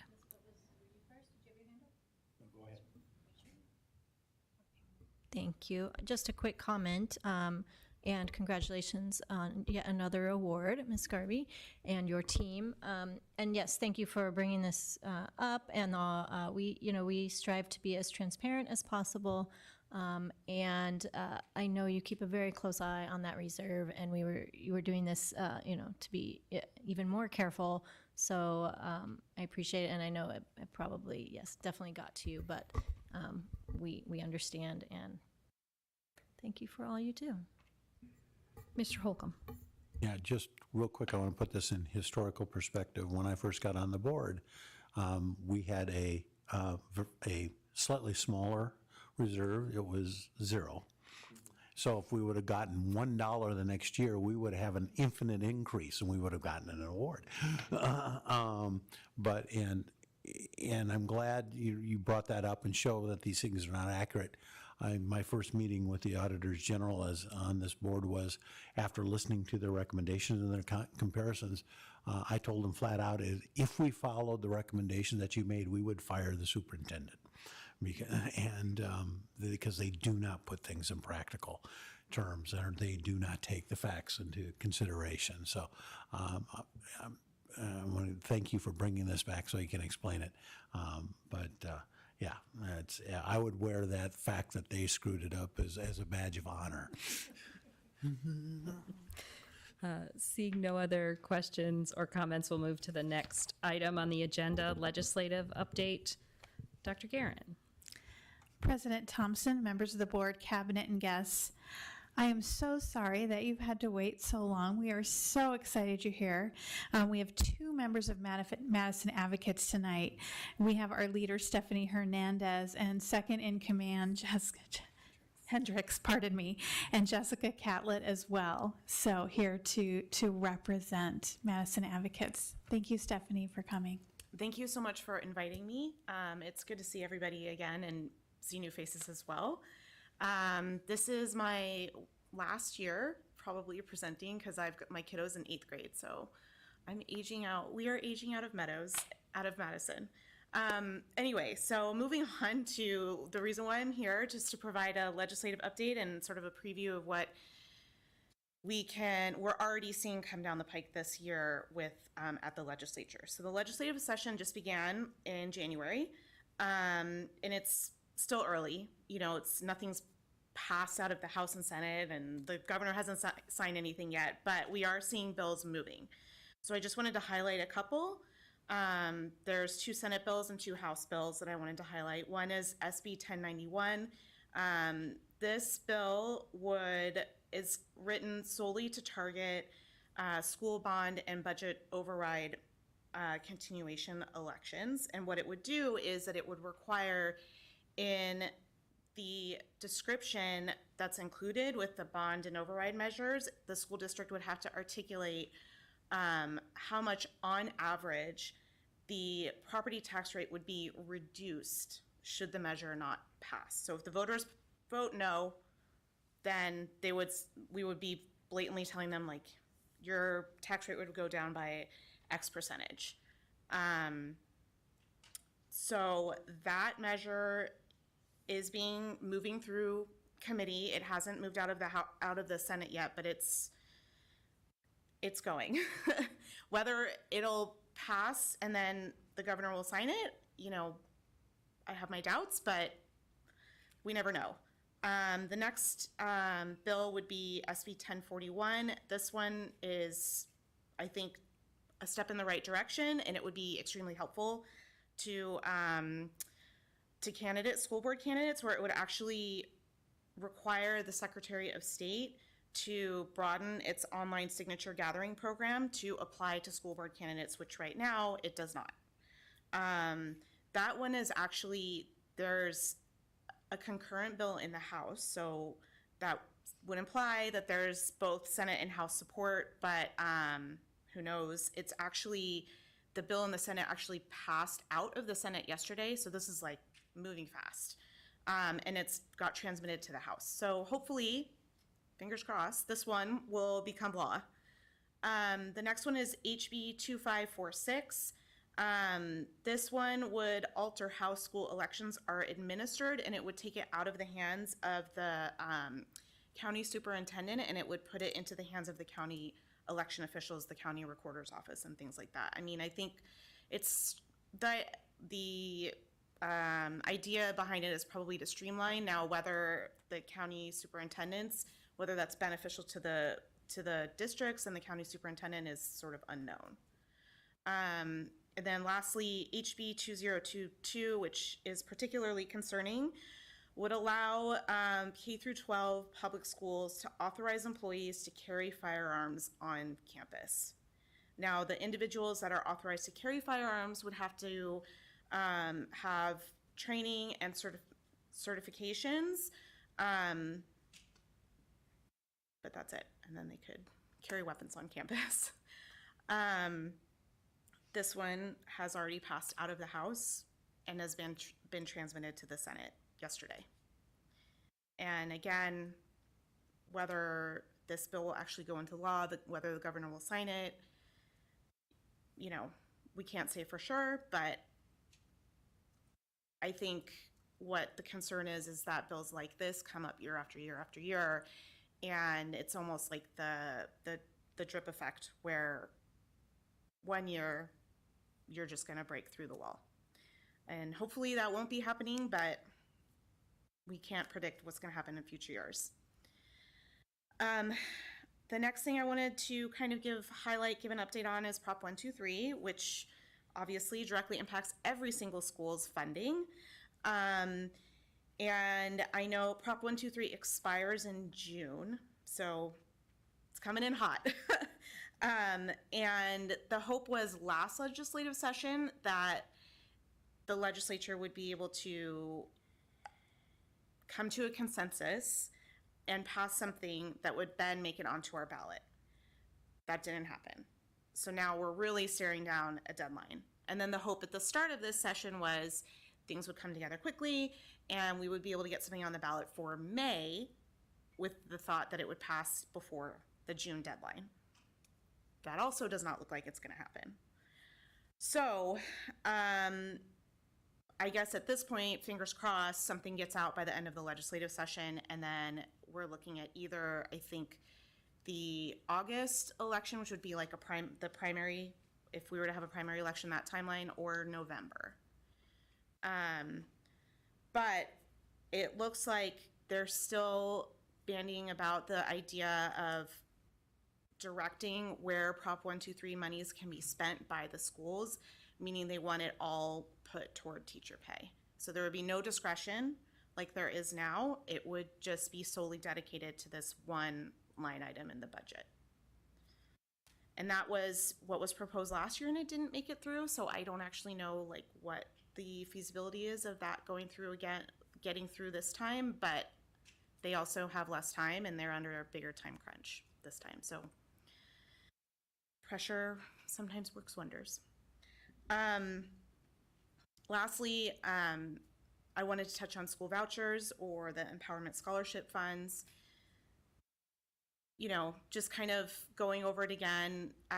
There's no real appetite by the leaders in the legislature to rein anything in, to put any restrictions on the amount of money being spent, to put any, requirements or guidelines in terms of how the money is utilized. And based on reports I'm seeing, it looks like as of the last year, we spent about $700 million of state funds from the state general fund on private school vouchers. And it's expected that number is just going to continue to increase unless we can put some guardrails on there. So ending on that high note,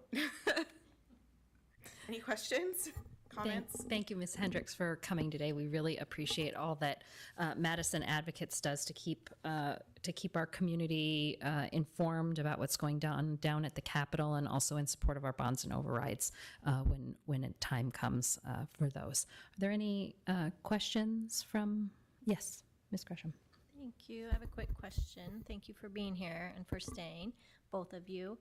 So the Prop 123, that I just want to clarify for everyone that is a referral that needs to be voted on by the voters. So yes, that is correct. Okay, thank you. Which of course takes a longer time and looking like it will be happening after our fiscal year. So I also encourage. So thank you, and I just encourage everyone, if anyone's listening, please contact the governor, your legislators, and mention Prop 123, mention vouchers, but just please encourage them to fund public education. I won't I won't go into it more, but just make sure people are speaking out about it, and encourage. I know the governor has a plan about, to help limit the vouchers and for Prop 123, but that greatly affects our ability to do things and ability to educate our children. So thank you. I'll stop. Mr. Holcomb. Yeah, I just want to thank you and for everybody on the advocates. What you do is very important. And, unfortunately, you have to report on all the lunacy that's going on. But there are the good things. And without you guys and others like you, they're, supporting the schools and doing this effort. You're a godsend. And thank you very much for it. And hopefully we'll have some good news to report at some point. That's the plan, right? No, but in all seriousness, I am very honored to be here and to have been able to participate in this advocacy group now for 5 years. And I'm sad to be moving out because it also means my kiddo's going into high school. But it's been a real hard work, and it's been challenging and a pleasure. By the way, I'm proof that you don't have to age out. Thank you so much. Dr. Guerin? I just have to say one more time, the work that you've done not only impacts the students that we currently have in school, but impacts future generations of students. So thank you for your service.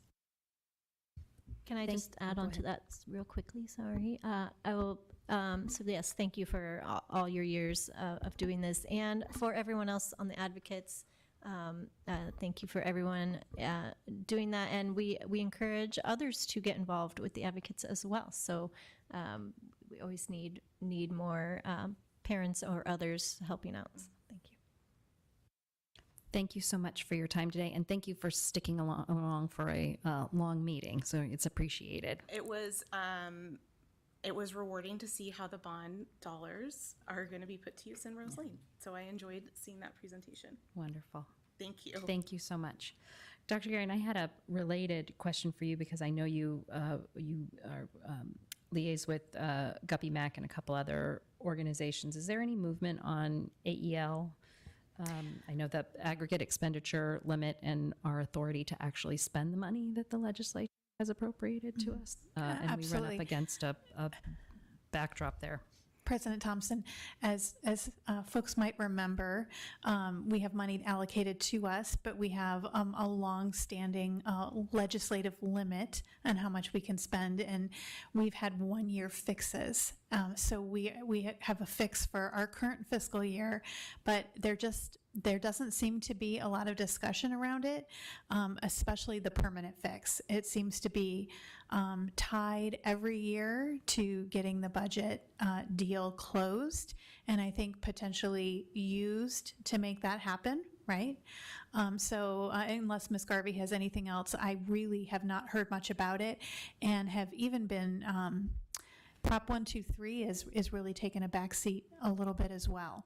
Again, as Stephanie shared, we were hoping that that would be front and center to make a May election, and we haven't heard that.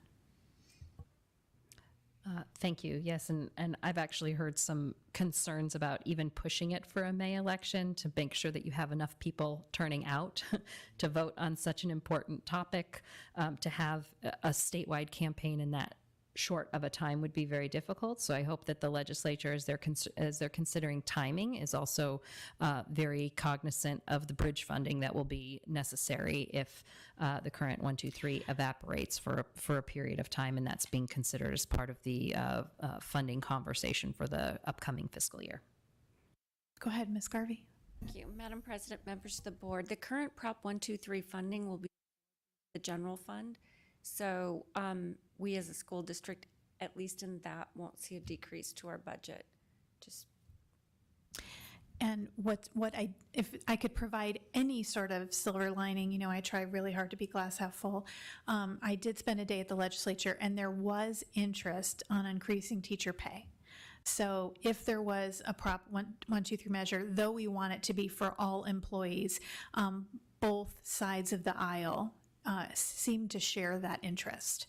So it'll be interesting to see how it plays out. Wonderful, good news, and it's a good reminder. And I know all of our advocates of every stripe are talking about the absolute need to increase teacher salaries, but to make sure that we have funding to be able to pay other staff that we need to attract and retain is incredibly important. You can't run a school with only teachers. You need bus drivers and paraprofessionals and people who are working in the commons, cafeteria, whatever we call it, and all of those people who are supporting our students and community. Very important. Okay, thank you for that legislative update, and we will move now to the next item, strategic plan snapshot. Dr. Guerin. President Thompson, members of the board, cabinet, and guests, I would like to provide a brief strategic plan snapshot. I would like to provide these periodically so you know that our strategic plan is alive and well.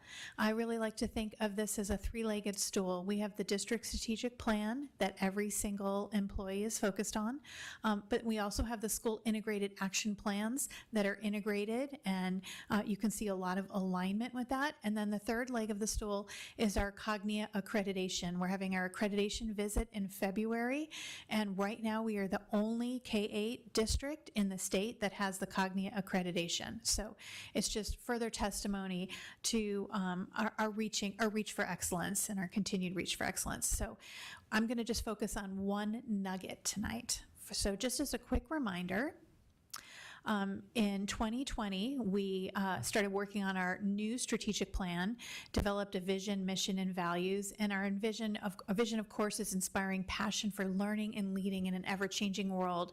And our mission is to foster success for all through dynamic, engaging, and relevant learning experiences, focusing on students' academic, social, and emotional growth. And focusing on the whole child is a point of pride, and you see that focus not only from our Ed Services presentations, but from our Business Services presentations and how we build our buildings for our school. This mission and vision comes through and to life through all of those. We've developed core values and behaviors and goals and commitments. So I'm not going to dive deep. You can find all of that on our website. But what we did after we finalized the strategic plan is we created a SIMAT teams, and those are Strategic Initiative Madison Action Teams. We love our acronyms. We have to come up with new ones all the time. And we looked at our strategic plan and thought, how can we make this actionable without focusing on everything at once, because if you focus on too many things, you really accomplish very little. So we have 4 areas of focus and had 4 stakeholder groups really dive deep, do kind of research action planning on these 4 areas, where we are currently at a district, where do we want to go, and how are we going to get there. So today I'm going to focus on multi-tiered systems of support, better known as MTSS. So this group defined MTSS. It's a framework for providing all students what they need based on evidence-based instruction, providing intervention tied to assessment practices. So we know where the student is and we know where they need to go and how we're going to get them there. We don't only just focus on academics, we focus on social, emotional, and behavior. And we do this, it's like a triangle. Tier 1 at the bottom of the triangle is what we provide every day for all students. And many times that's what students need, and we need to make our Tier 1 instruction and social emotional supports best first instruction. So we're providing excellence for every student. That's what we want, right? The best teacher in front of every student. Sometimes students need a little more, and that's where you have the Tier 2 targeted intervention and additional supports. And that takes place typically in the regular classroom, and we focus on what a student needs. We provide that support, and then we use assessments to see if we're making progress to close that learning gap, so we don't let them fall far behind. And you might see that academically, you might see that behaviorally. Tier 3 intensive supports are for a smaller portion of students that really need that one-on-one intensive support, whether it's inside special education or outside special education. And really the goal of MTSS is to eliminate any barriers to student learning so that each student can, again, going back to that mission and vision, that they reach their full potential and their dream is actualized. So my update today is when we looked at MTSS, we have made so much progress. This is not something new to Madison. A lot of our families understand what this is and how their students are getting support, but we prioritized where do we need to push harder. And we found that the middle school model is a little more complicated because developing interventions within an elementary classroom, it's a self-contained classroom with the teacher, and you have a lot of flexibility within the schedule. When you are switching classes every 50-something minutes, it creates more barriers and challenges to providing those specific interventions for students, but we don't want to let that be a barrier. We want to push forward. So what we're doing is we are prioritizing the middle school model, that we are researching, establishing, and then strengthening the flexible middle school systems of tiered interventions so that we can meet students' diverse academic behavior and social emotional needs in middle school. We want equitable access to resources and interventions so that we foster their success and well-being. So my last slide, how are we going to get there? What our goal is. We're not here yet, right? This is the work that we're focusing on. We'd like 100% of middle school schools to implement scheduled guided study that have sessions for Tier 2 and Tier 3 intervention, providing 15 to 30 minutes daily for targeted and intensive support. So students can count on that period of support to help them push through. And then we're also looking at exploring elective courses dedicated to Tier 2 and Tier 3 interventions. So for those that need more than just the guided study, that those would also be available to them.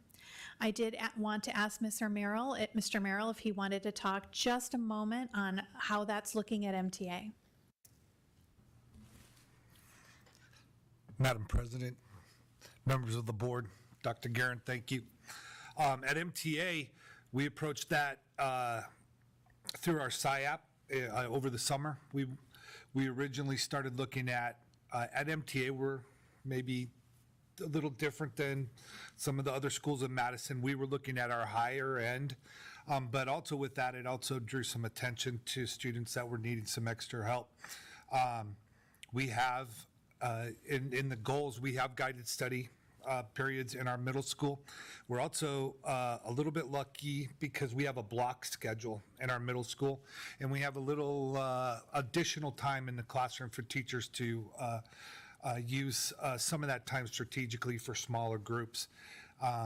we made a new commitment to our PLC process, and through that process, our teachers more than ever are looking at data, both on the high end and on the lower end of students, and using that data to make a targeted small group for Tier 2 in the classroom, and then if needed, Tier 3 with our reading interventionist pulling out into small groups. It's a work in process. As far as elective courses go, we have had some talks about offering maybe specifically right now at MTA maybe a math tutoring sort of thing that might be staffed by a teacher, some parent volunteers, and maybe some of our 8th grade students. But the whole MTS process at MTA is running pretty well, and we're based on our mid-year SIAP. It looks our data is really trending in the right direction at MTA. Thank you for that, Mr. Merrill. It's just when I share a goal to get actually, under the hood from a principal on what that looks like, I really think it's why we have a principal on cabinet. That's all I have. Yes, Ms. Gresham. Thank you. I feel very vocal today. Yes, so thank you for bringing this up. And I know we've been implementing this for quite a while now, and I was actually pleased to see that my son's high school is now talking about MTS. So that's very cool. And I just had I don't know if it's a question or comment, but as far as, and the part about electives, that is pretty cool. So the part about guided study is because I know some of our schools have done that before, and I guess just maybe keep in mind that if it's done correctly, it can be really good. But in my experience, like when my children had guided study, it was basically just a free period. So I just want to make sure that it's done mindfully and correctly, and then it can be very helpful. So. And thank you, Board Member Gresham. That's what we're really focusing on, that we can use data and have focused Tier 2 and Tier 3 interventions happening during that time to make it very useful and productive. Yeah, and so I guess maybe this is my question is what, will that be divided up based on who needs Tier 2 and 3? Because then the students that don't, they have time to do homework or something, but I guess we need to make sure that they're being, the ones that aren't in Tier 2 or 3 are also being productive as well. I think right now it varies from site to site how it's happening, and as I attend more of the winter SIOPs, I'll get more updates on that. But it is definitely an area of focus. As you said, we selected areas that we want to push forward, and this is one we... Oh, okay, so one last comment, sorry. I guess you could also, I don't know if some schools were doing this, but using some of that time as well for SEL or behavior stuff as well. Yes, I actually, thank you. I should clarify that it is Tier 2 and Tier 3, both for academic and behavior, social, emotional learning support. We know that that is all tied together. Absolutely. Wonderful. Thank you. Thank you. Thank you, Ms. Gresham. Mr. Holcomb, did you have a question? Beyond just collecting data, though, how is that monitored? How that you're looking at it is that what's being done, and how we're looking to improve it on the ground, not just the data or to say we're planning to do it, but what actually is being done. So today I was, just for an example, and this is an elementary school example, I was at Camel View, and not only did we dig into student academic data, whether it be on the FastBridge reading assessment or the math assessment, we collect behavioral data, and students are receiving lunch buddy support based on the areas of focus that they need behaviorally, and then we're looking to see if they make progress and if we need to try a new intervention. So all of that is being tracked with different systems of assessment. Okay, thank you. Any other questions or comments? Thank you, Dr. Guerin, for bringing this forward. We appreciate it. Okay, next item on the agenda is action items. 9.1 is the Early Childhood Program fee schedule. We heard this as an information item last month. Dr. Guerin. Yes, President Thompson, members of the board, cabinet, and guests. We do have Keisha Brayling in the audience, and this is our second read. I didn't receive any board member questions about her previous presentation, but she's here if should you have any. We are asking for your approval so she can roll out the fee schedules and get people registered. Are there any questions or comments at this time? If there are none, I will entertain a motion to approve the early childhood program fee schedules as presented. I move to approve item 9.1. Second? Motion made by Ms. Gresham, seconded by Mr. Hunt. Please vote. May I make a comment while I vote, Ms. Yes, you President? I just want to thank you, Ms. Brayling, for staying and being here in case we had questions. So appreciate it.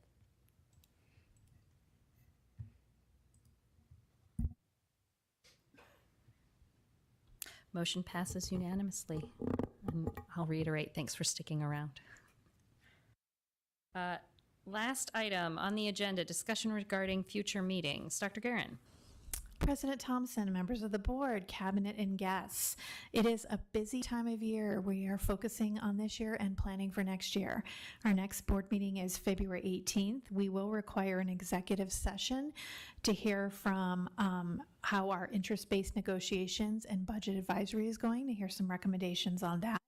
Our school showcase will be Madison Traditional Academy, and it looks like we're having choir and some instruments. You Make a Difference Shining Star will be MTA and Rose Lane. I will bring another strategic plan spotlight next week, and we will have an IBN and Budget Advisory Committee recommendation at the February 18th board meeting. As an action item, Ms. Garvey will bring that first phase of the Madison Rose Lane rebuild that she brought up. And we will also have an action item, this actually might be a consent item, but Camp Friendly Pines Meadows out-of-county field trip. On March 4th, we will have another executive session. I'm sorry to keep bringing you in early, but it is budget season, and we'll have the superintendent budget recommendation. Meadows Middle School will be the school showcase. For information items, we will have Madison Education Foundation update and a English language arts adoption for Madison Heights. So we have a new program for Spanish immersion for English language arts, and we're really excited about bringing that forward. Our action items, we're going to ask you to take action on our budget recommendations so we can issue contracts. Along with that, we will bring a revised salary schedule and the employee contracts and all the templates that go along with it. It will continue to have contingency language so that we're not going to have a budget from the legislature, but we do know we'll have the 2% carry forward. So as you're used to, we will approve a certain amount, and then we can go back and hopefully amend it if we need to. And then it'll already be spring break. I know. Any other questions or comments? I know that we as board members have received some updates on the impact or lack thereof of some of the actions at the federal level. I'd just like to continue to ask that you keep not only the board apprised of that, but if there's a need to add an item to the agenda, if there's anything that's happening at the federal level that impacts federal funds that we receive, please make sure that gets added to the appropriate agenda. Absolutely. And just to mention the talk of the U.S. Department of Education, our Title I funding and our IDEA funding, that would require congressional action because that funding is secure. So we just want to let people know that. Thank you. Any other comments for Dr. Guerin? Mr. Holcomb. Yeah, just as part of the budget thing too, it may be appropriate to have just a real quick summary or incorporate in that our attendance, our number of students we have, the attendance, and how that's looking in relation to the budget. Okay, absolutely. Any other comments for Dr. Guerin? With that, I will entertain a motion to adjourn. So moved. Second. Motion made by Mr. Holcomb, seconded by Ms. Gresham. Please vote.